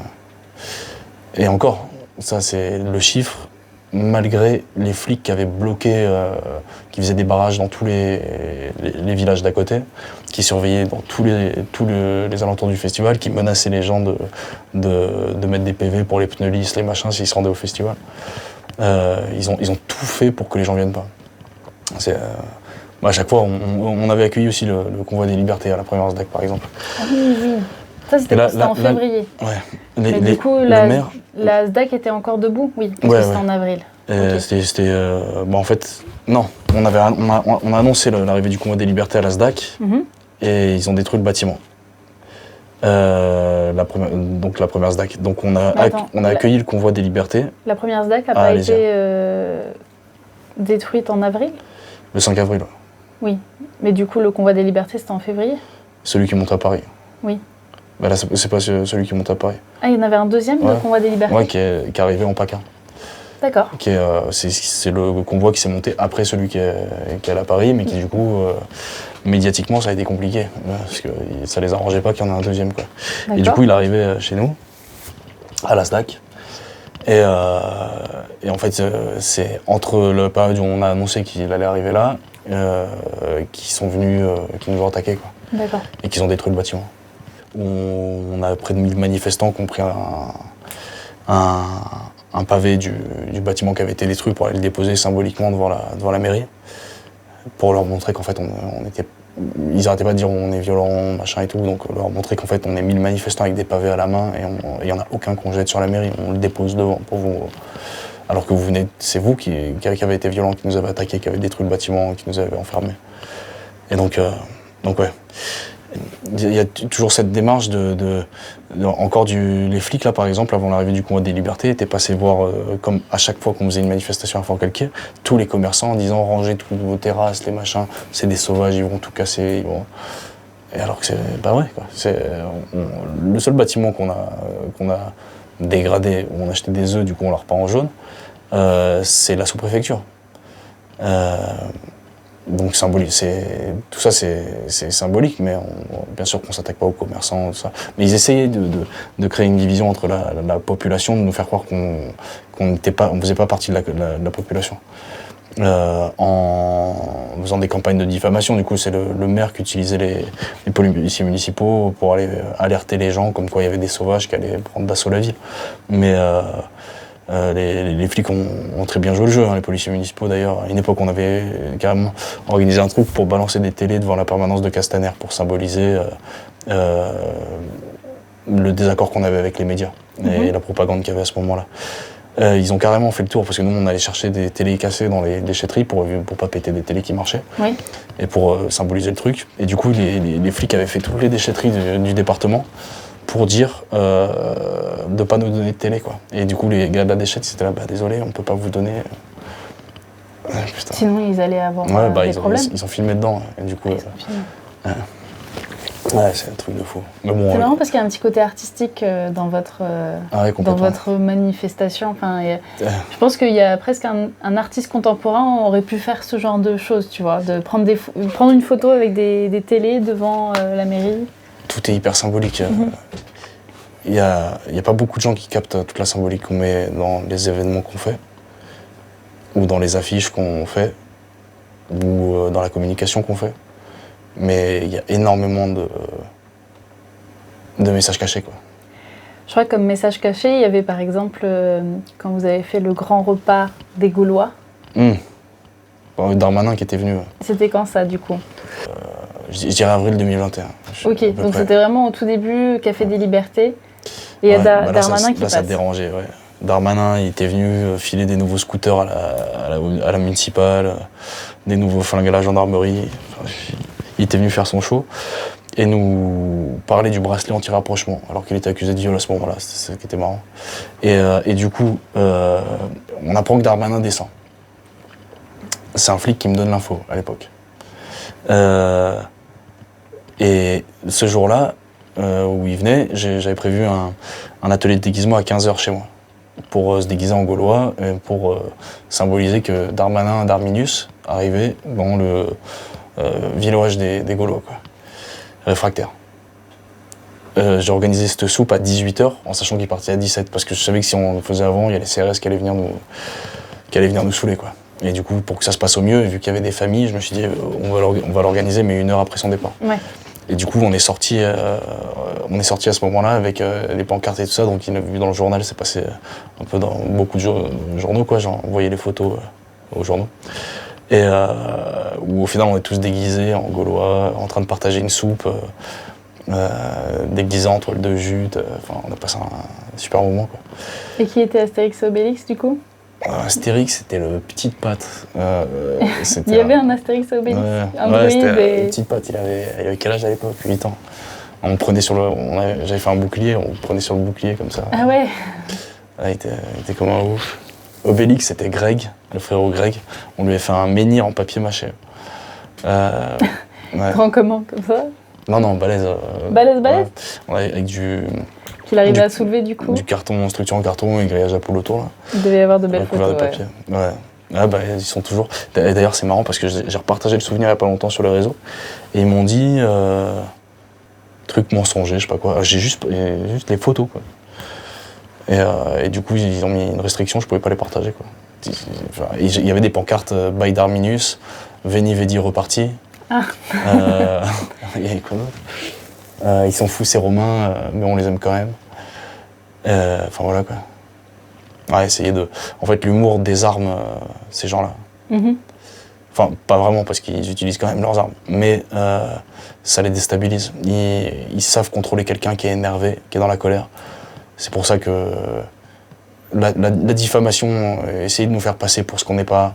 Ils essaient de nous mettre dans une dynamique où on dit non, mais attendez, je suis pas comme ça, attendez, je suis pas comme ça, je suis quelqu'un de bien. Et en fait, du coup, là, on se met à la solde. On donne de l'importance à leur avis, alors qu'en fait, leur avis n'a aucune importance, quoi. Ce qui est important, c'est ce qu'on fait, et ce qu'on sait qu'on fait. Et dans les actes, pas dans ce que les autres disent qu'on fait. Ça, c'est juste une fuite d'énergie de dingue, quoi. Donc autant rester concentré. Et si vraiment il y a une justice, on paiera les comptes à la fin. Et je crois que tu m'avais fait part, justement, quand tu parles de l'humour, qu'il y avait des petites mamies qui venaient un peu désarçonner les policiers. Ouais, la brigade des mamies. La brigade des mamies. Ouais, d'ailleurs, pensez à Christine. Et ouais, et bah ouais, en fait, elles étaient... C'était pour les désarmer, genre, j'ai chopé quelques mamies et je leur ai dit, voilà, en fait, à la base, on avait créé la brigade des pruniers avec le frérot Greg. Et c'est qui les pruniers? Les pruniers, c'était nous. C'est-à-dire, on Ok. avait des brassards de flics marqués pruniers, avec un gilet de sauvetage qu'on avait découpé. Et en gros, quand ils voulaient mettre des PV aux gens, notamment aux petits vieilles, machin, on arrivait avec notre carte d'identité, on disait, regarde, moi j'ai pas de masque, là, mets-moi un PV à moi et laisse la personne tranquille. En fait, on a monté un système de sécurité pour protéger les gens des flics à cette période-là, en même temps que le bureau des contestations. Et du coup, on était les flics des flics, quoi. On s'est autoproclamé bœuf carotte. Et pour rassurer les gens aussi. Dire voilà, l'idée c'était celui avec Greg, celui qui avait le plus de PV à la fin de la journée, il avait gagné, quoi. Et prendre ça à la rigolade, en fait. Allez-y, mettez des PV, si vous êtes ridicule. Et du coup, après... Mais ils avaient le droit de donner à quelqu'un d'autre Non, mais du coup, on venait, on rendait le contrôle impossible, quoi. Ouais. On venait entraver le truc, quoi. Ok. Et du coup, après, il y a eu ces mamies qui étaient des terres, là. Et genre, qui du coup, c'était le Mamie Squad, elles allaient parler aux flics en leur disant « Mais qu'est-ce qui va pas, mon petit ? Pourquoi tu surveilles les autres comme ça ? Tu es pas bien ? Tu es pas bien à l'intérieur de toi ?» Et en fait, du coup, le mec derrière l'uniforme, il y a un petit garçon d'un coup, et ça les désarmait totalement, quoi. Enfin, ça les empêchait pas non plus d'être cons, mais sans faire de généralité, ouais, non, ça a été une boucherie de PV à l'époque. Mais une boucherie, c'est sans nom, quoi. Ils ont mis un PV à quelqu'un qui était mort, ok ? Qui était mort? Ouais. Le véhicule, il y avait un véhicule qui était là, qui était encore à son nom. Ils ont verbalisé le véhicule, du coup, pour non-port du masque. Pas une personne. Ils verbalisaient tellement à tout va qu'ils ont verbalisé une personne qui avait le véhicule, mais qui n'était pas la personne. Ils pensaient qu'elle était dans votre groupe, en fait. Alors que la personne était décédée, quoi. Et il y a 2-3 ans. En plus. Ouais. Peut-être que les fichiers sont pas à jour. Ah ou non, quoi. mais c'était. Mais c'est pour dire qu'ils regardaient même pas. Et ils voient une voiture à côté de votre rassemblement. Et il se dit, bah, la personne, elle doit y être, donc... Je le verbalise pour non-port du masque. Donc en fait, tu vois juste une voiture, tu vois pas si la personne a un masque ou pas de masque, Ouais. parce qu'au final, il y avait des gens qui portaient le masque au Café des Libertés. Ça, c'est des trucs où ils ont essayé de faire croire aux gens qu'on était radicaux, qu'on était machin. Mais en fait, carrément, ce qu'on avait fait, c'est qu'à la fin, on mettait des bols de sucettes pour les gens qui voulaient prendre une sucette, pour pas avoir à mettre de masque. Ah, Et à côté, on avait des masques FFP2, donc des masques qui protègent. Pas les masques chirurgicaux qui protègent pas de virus. Pour les gens qui vraiment voulaient être rassurés et leur montrer qu'on était inclusif pour accueillir beau, tout ça. le monde et avoir un débat, quoi. Enfin, le débat, il se fait pas qu'avec des personnes qui sont d'accord, quoi. faut dire, ok, ceux qui ont peur, et bon, ceux qui ont vraiment C'est ça. totalement peur, ils vont peut-être pas venir, mais ceux qui ont peur et qui sont prêts quand même qui ont envie de manger avec des autres et tout, bah, tenez, voici vos masques, on accepte. On accueille votre accepte la peur différence. aussi. C'est marrant de vouloir faire croire que c'était nous les intolérants. Non, c'est la société qui est devenue intolérante. Et c'est pour ça qu'on est sorti dans la rue et qu'on prenait la désobéissance civile pour avoir un débat qu'on n'a jamais eu face à des personnes qui étaient intolérantes et qui le sont toujours. Mais c'est vrai qu'on n'a pas eu le débat qu'on aurait aimé. À cette époque-là, le gouvernement n'a pas eu trop son mot à dire. On était en état d'urgence sanitaire, etc. Et bon, bon, pour rappeler le contexte un petit peu. Mais oui, si c'était votre demande, c'était d'avoir un débat et que vous le répétiez sans cesse. Notre demande. Si vous voulez qu'on fasse avancer le truc, il fallait avoir un débat. Au final, il y a eu un débat. Au tout début, c'était le maire a dit bon bah je vais les recevoir, mais il a dit ça bien longtemps après. Eux, ils avaient mis un double barrière anti-émeute, ok. Et un cordon de flic. Le cordon de flic, je vais le voir. On arrive avec toute la manifestation derrière. Je vais voir les flics, je leur dis il est où l'arrêté municipal ou préfectoral qui nous interdit l'accès à cette place. Ah bah on sait pas. Je dis vous êtes obligé de l'afficher sur les barrières ou de me le présenter si je vous le demande. Il me dit bon on sait pas. Je dis bah il doit être à la mairie alors allez me le chercher. Il me dit bah allez-y vous. Je dis ah ouais. Ok.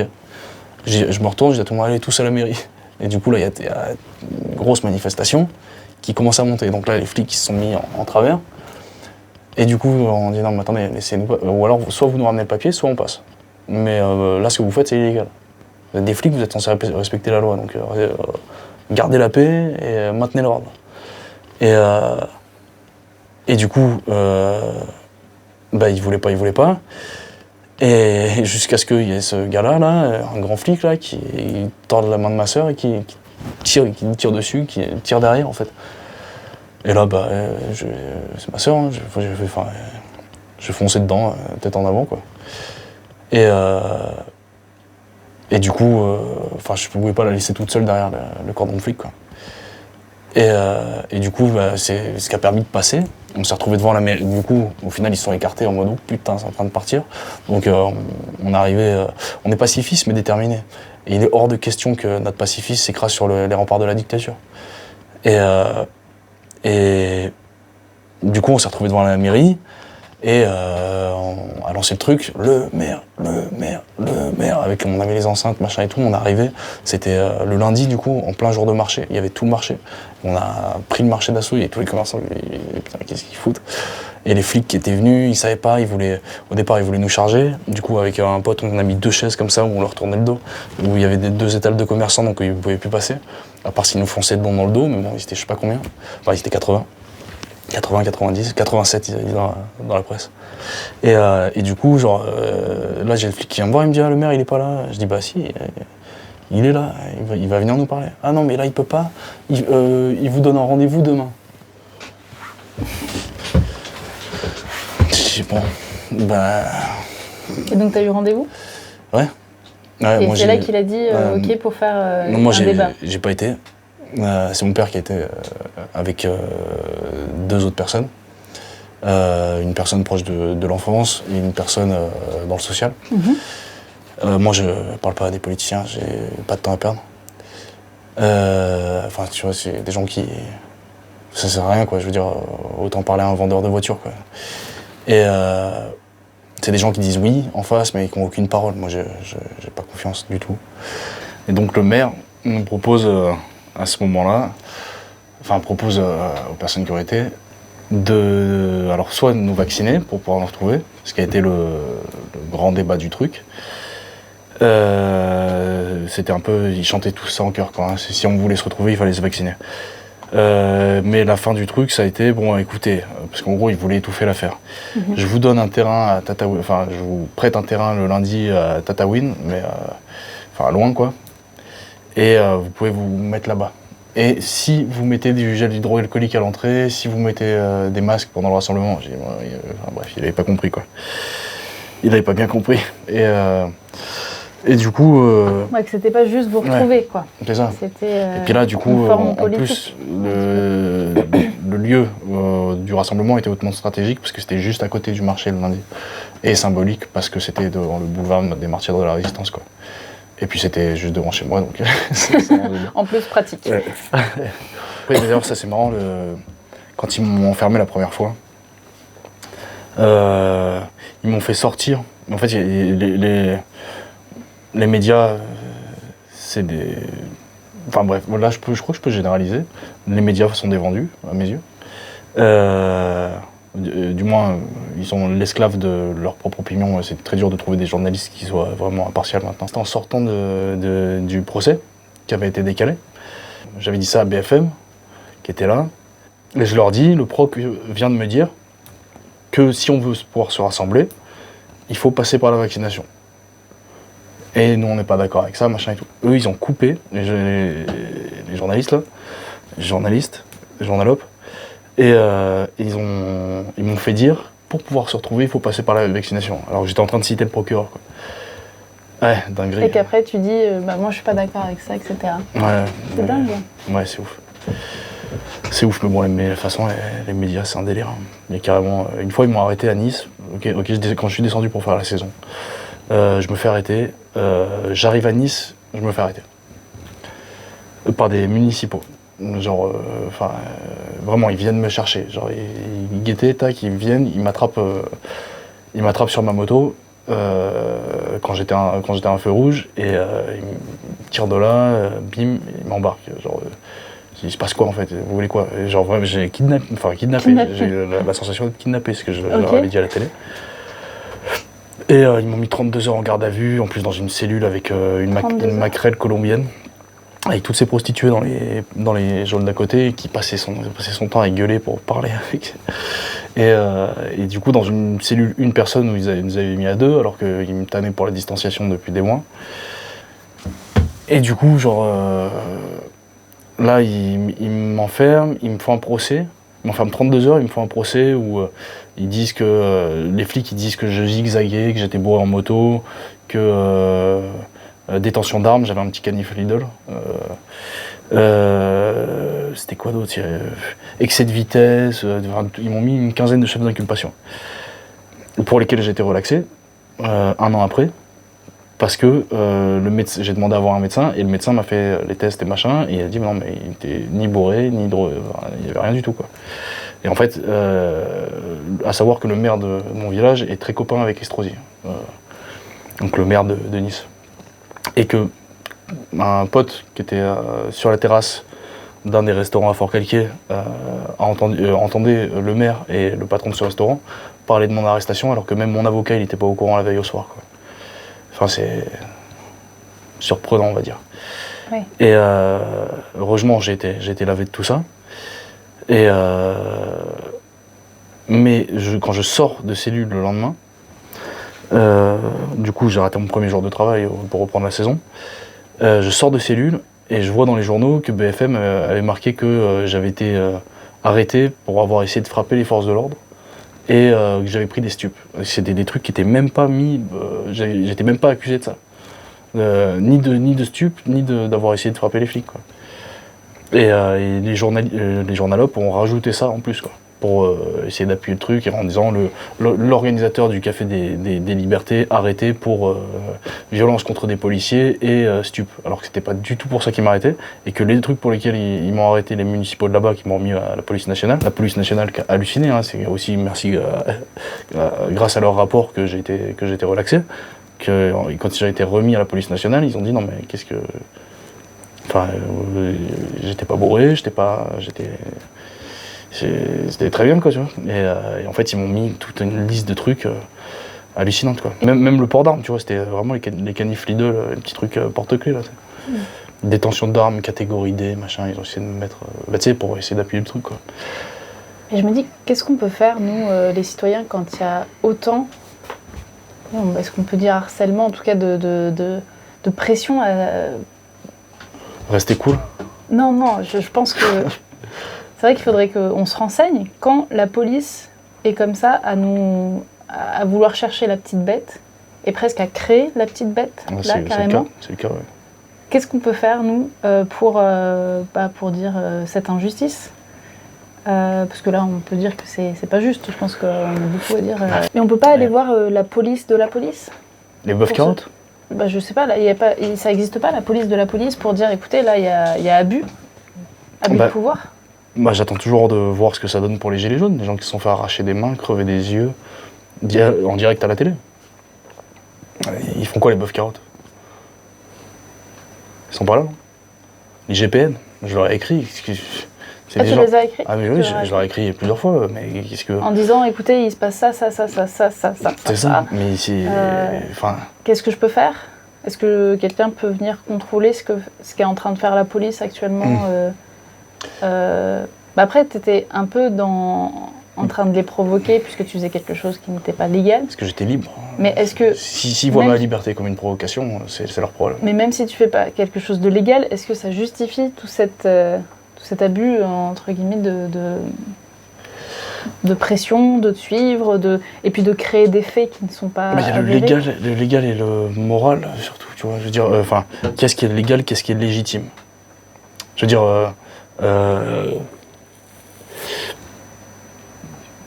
les politiques font des choses illégales, ne sont pas condamnés.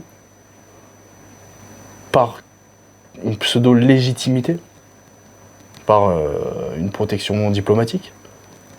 Quel est le sens? C'est quoi le vrai sens de ça? C'est quoi Moi, on essaie de m'avoir à l'usure. On a essayé, ils ont essayé à travers les flics. Ça n'a pas marché, ils ont essayé.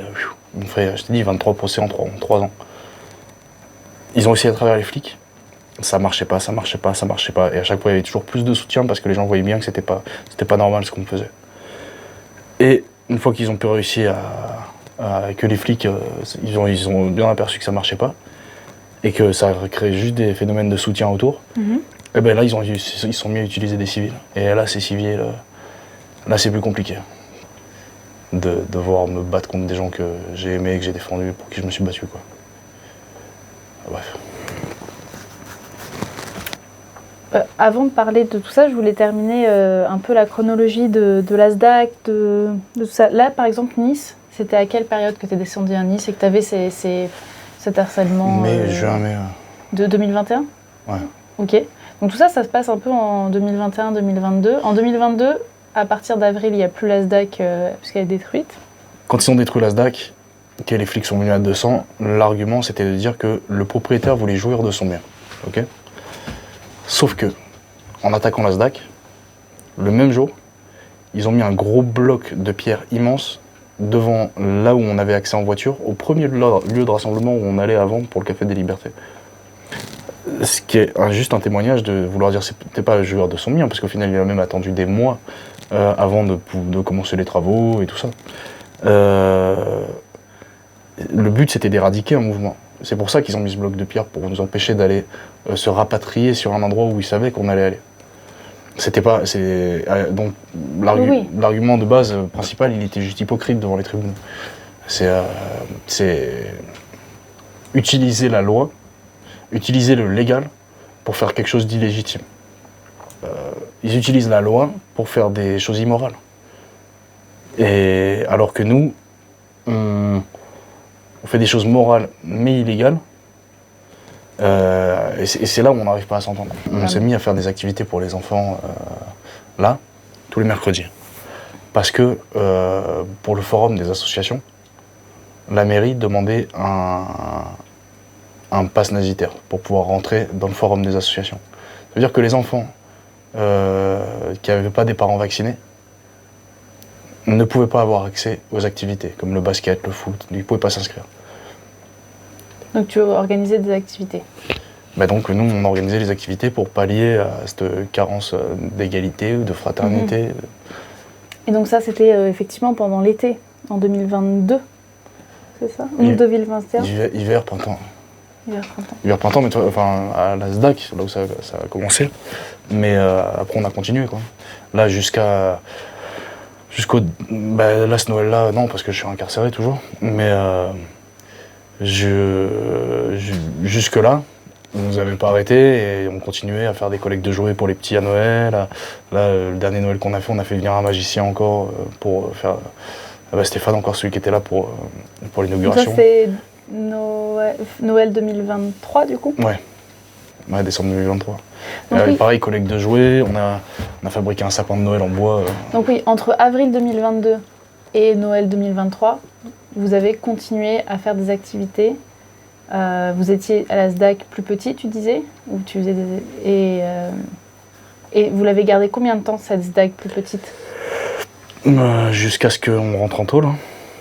Donc en 2024, voilà. Jusqu'au 4 avril. Ouais. Le 3. Ouais, ils sont venus nous arrêter le 3. Ok. Ouais.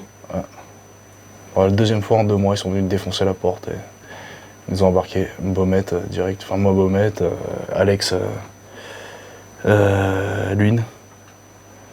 Mais on est sortis rapidement. Moi, j'ai fait 9 jours et Alex, il a fait 15 jours. Et là, ça fait 10 mois que je suis ici. Que je suis interdit de chez moi, interdit de contact. J'ai le bracelet depuis le mois de septembre. Qu'est-ce que tu retiens de toute cette période-là? Quand même, tu as apporté beaucoup à beaucoup de personnes, j'ai l'impression, au niveau de leur logement, au niveau de des repas, mais à leur permettre de rencontrer du monde, de sortir, là où ils se sentaient enfermés, là où ils avaient l'impression d'être seuls. J'imagine qu'il y en a qui ont pu se retrouver. Mais du coup, voilà, qu'est-ce que tu en retiens de ce que tu as pu apporter à ces personnes-là, de tout ce que... Est-ce que ça t'a nourri d'une certaine manière? Ouais, de fou. Enfin, ça m'a nourri, ça m'a surtout vidé. Hein. Oui, ça m'a apporté beaucoup. Mais ça m'a, à terme, pris ma liberté. J'ai tout donné, quoi. Je vois les choses différemment maintenant. Mais je regrette rien dans le sens où, là encore, tu vois, on vient de passer la nouvelle année, j'ai reçu je sais pas combien de messages de gens qui... On est une famille, et du coup, qui sont connectés. Je pense à Gilles qui m'envoie un message qui me dit, enfin, quelqu'un qui était seul, qui me dit, putain, voilà, maintenant je connais plein de gens, ça a créé des contacts, ça a créé des collaborations artistiques, ça a créé des trucs de fou en réalité. Donc c'est une réussite. Pour nous, c'est une réussite. Je veux dire, la SDAC a permis elle a créé des couples, elle a créé plein de trucs magnifiques. Notre vraie récompense, c'était le sourire sur le regard des petits, quoi. Et où ils savaient, genre, dans la cour d'école, ils jouaient à la SDAC, quoi. Et les SDACistes qui devaient se faire attraper par les policiers, ils jouaient à ça. D'accord. Ouais, ça a été un délire. Et du coup, la réussite, elle est là pour nous. C'est qu'au moins, tous les gosses qui sont venus, ils savent maintenant. Et ils ont ça dans un coin de leur tête, que c'est possible. Et bon, c'est pas... je veux dire que ça va être de se battre. Mais bon, j'ai l'impression qu'on est quand même dans une génération de fatigués, là. Et que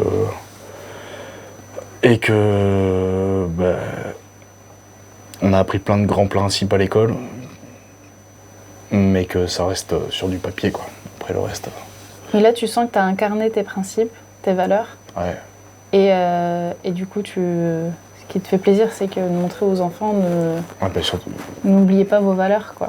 Ouais. Et surtout de ne pas avoir été seul, quoi. Je veux dire, moi, c'est là où je regrette pas, c'est que il y a beau avoir des gens complètement pervers qui se sont pointés, qui continuent, tu vois. Mais c'est pas ce que je choisis de retenir, quoi. Je veux dire. Dans mon malheur, dans mon incarcération, là, j'ai énormément de monde qui passe me voir, j'ai plein de projets, là on a encore plein de projets en route, quoi. Et énormément de portes qui sont ouvertes pour faire encore mieux, quoi. Essayer de faire encore mieux pour encore plus de monde et surtout,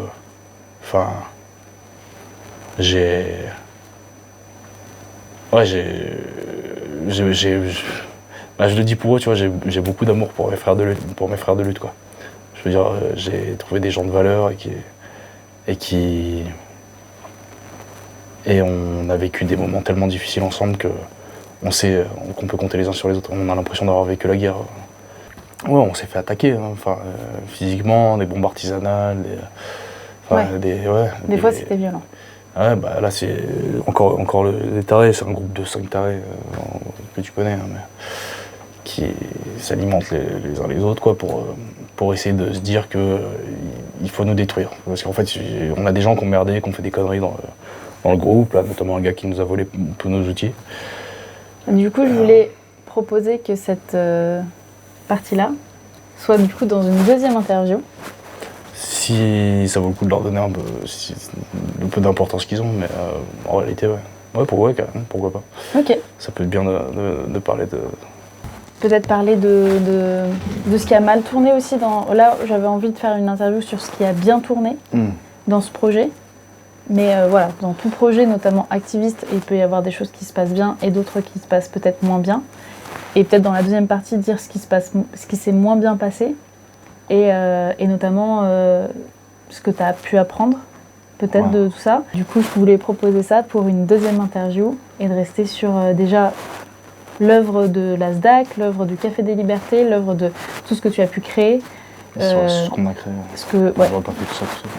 Exactement, aussi. Je pense que c'est important de dire que tu avais toute une équipe autour de toi, Ouais. que tu as eu petit à petit. Et comme tu disais, c'était assez organique la manière dont vous êtes organisé, que ça venait du cœur, j'ai l'impression, vous aviez un peu les mêmes valeurs sur quelque chose, et puis que voilà, chacun apportait sa pierre à l'édifice. Et du coup, ça a pu créer ça de février 2021 à avril 2024. Et après, on va voir la suite. Peut-être qu'il y aura une suite ou pas à ce projet. En tout cas, là, on s'arrête là pour aujourd'hui. Et je vous remercie d'avoir suivi cette vidéo. Et avec plaisir pour faire une deuxième vidéo pour voir la deuxième partie aussi du projet et apprendre encore plus du coup sur cette œuvre-là et toutes les complexités qu'elle a. Ouais, Sartec. Super. Ouais. Merci. Salut.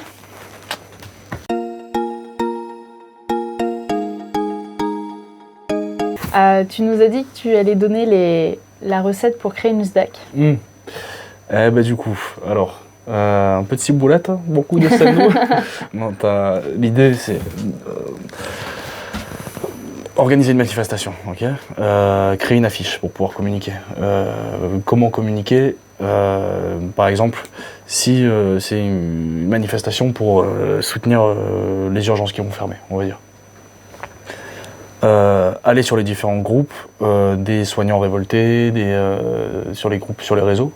Ça permet du coup de parler à soit des personnes ciblées parce que ils ont un intérêt à la cause qui va être défendue, soit ils sont dans le coin, du coup ils passent. Donc ça, et miser sur une belle affiche parce que la communication c'est ce qui va vraiment attirer les gens, quoi. Une communication propre, ça fait que les gens viennent. En accent plus le truc, pas sur on vous demande de venir pour lutter pour ça, mais c'est dire venez, il va y avoir un concert, il va y avoir une buvette à prix libre, des machins proposés aux gens. Parce que du coup, les gens, ah putain, génial, ils viennent. Et c'est un peu l'idée du Café des Libertés, c'est-à-dire monter une terrasse sur l'espace sauvage. Les gens, ils viennent, ils s'assiedent, juste ils posent leur cul, ils sont en désobéissance civile, ils ne le savent même pas. Ils participent à quelque chose de revendicatif, alors qu'ils sont juste en train de boire un café. Et du coup, c'est cette idée-là de démocratiser la désobéissance civile par des moments de communion et de culture. De culture, de partage. Et du coup, de promouvoir la culture et grâce aux artistes. Les artistes permettent de fédérer du monde aussi, de proposer du contenu qui va être attractif pour les gens qui ont besoin de se divertir. Et utiliser les techniques. Pareil des jeux, c'est malheureux, mais il faut avoir des trucs à proposer parce que si c'est juste on s'assied en cercle avec chacun sa pancarte, c'est vite limité, quoi. Et du coup, ensuite d'arriver sur un endroit où il va y avoir des activités où au final on est toujours en train de manifester, on est toujours en désobéissance civile, mais on passe un bon moment. Et du coup, c'est là où on va échanger, on va tiens, toi tu fais quoi? Moi je fais ça, et permettre aux gens de collaborer.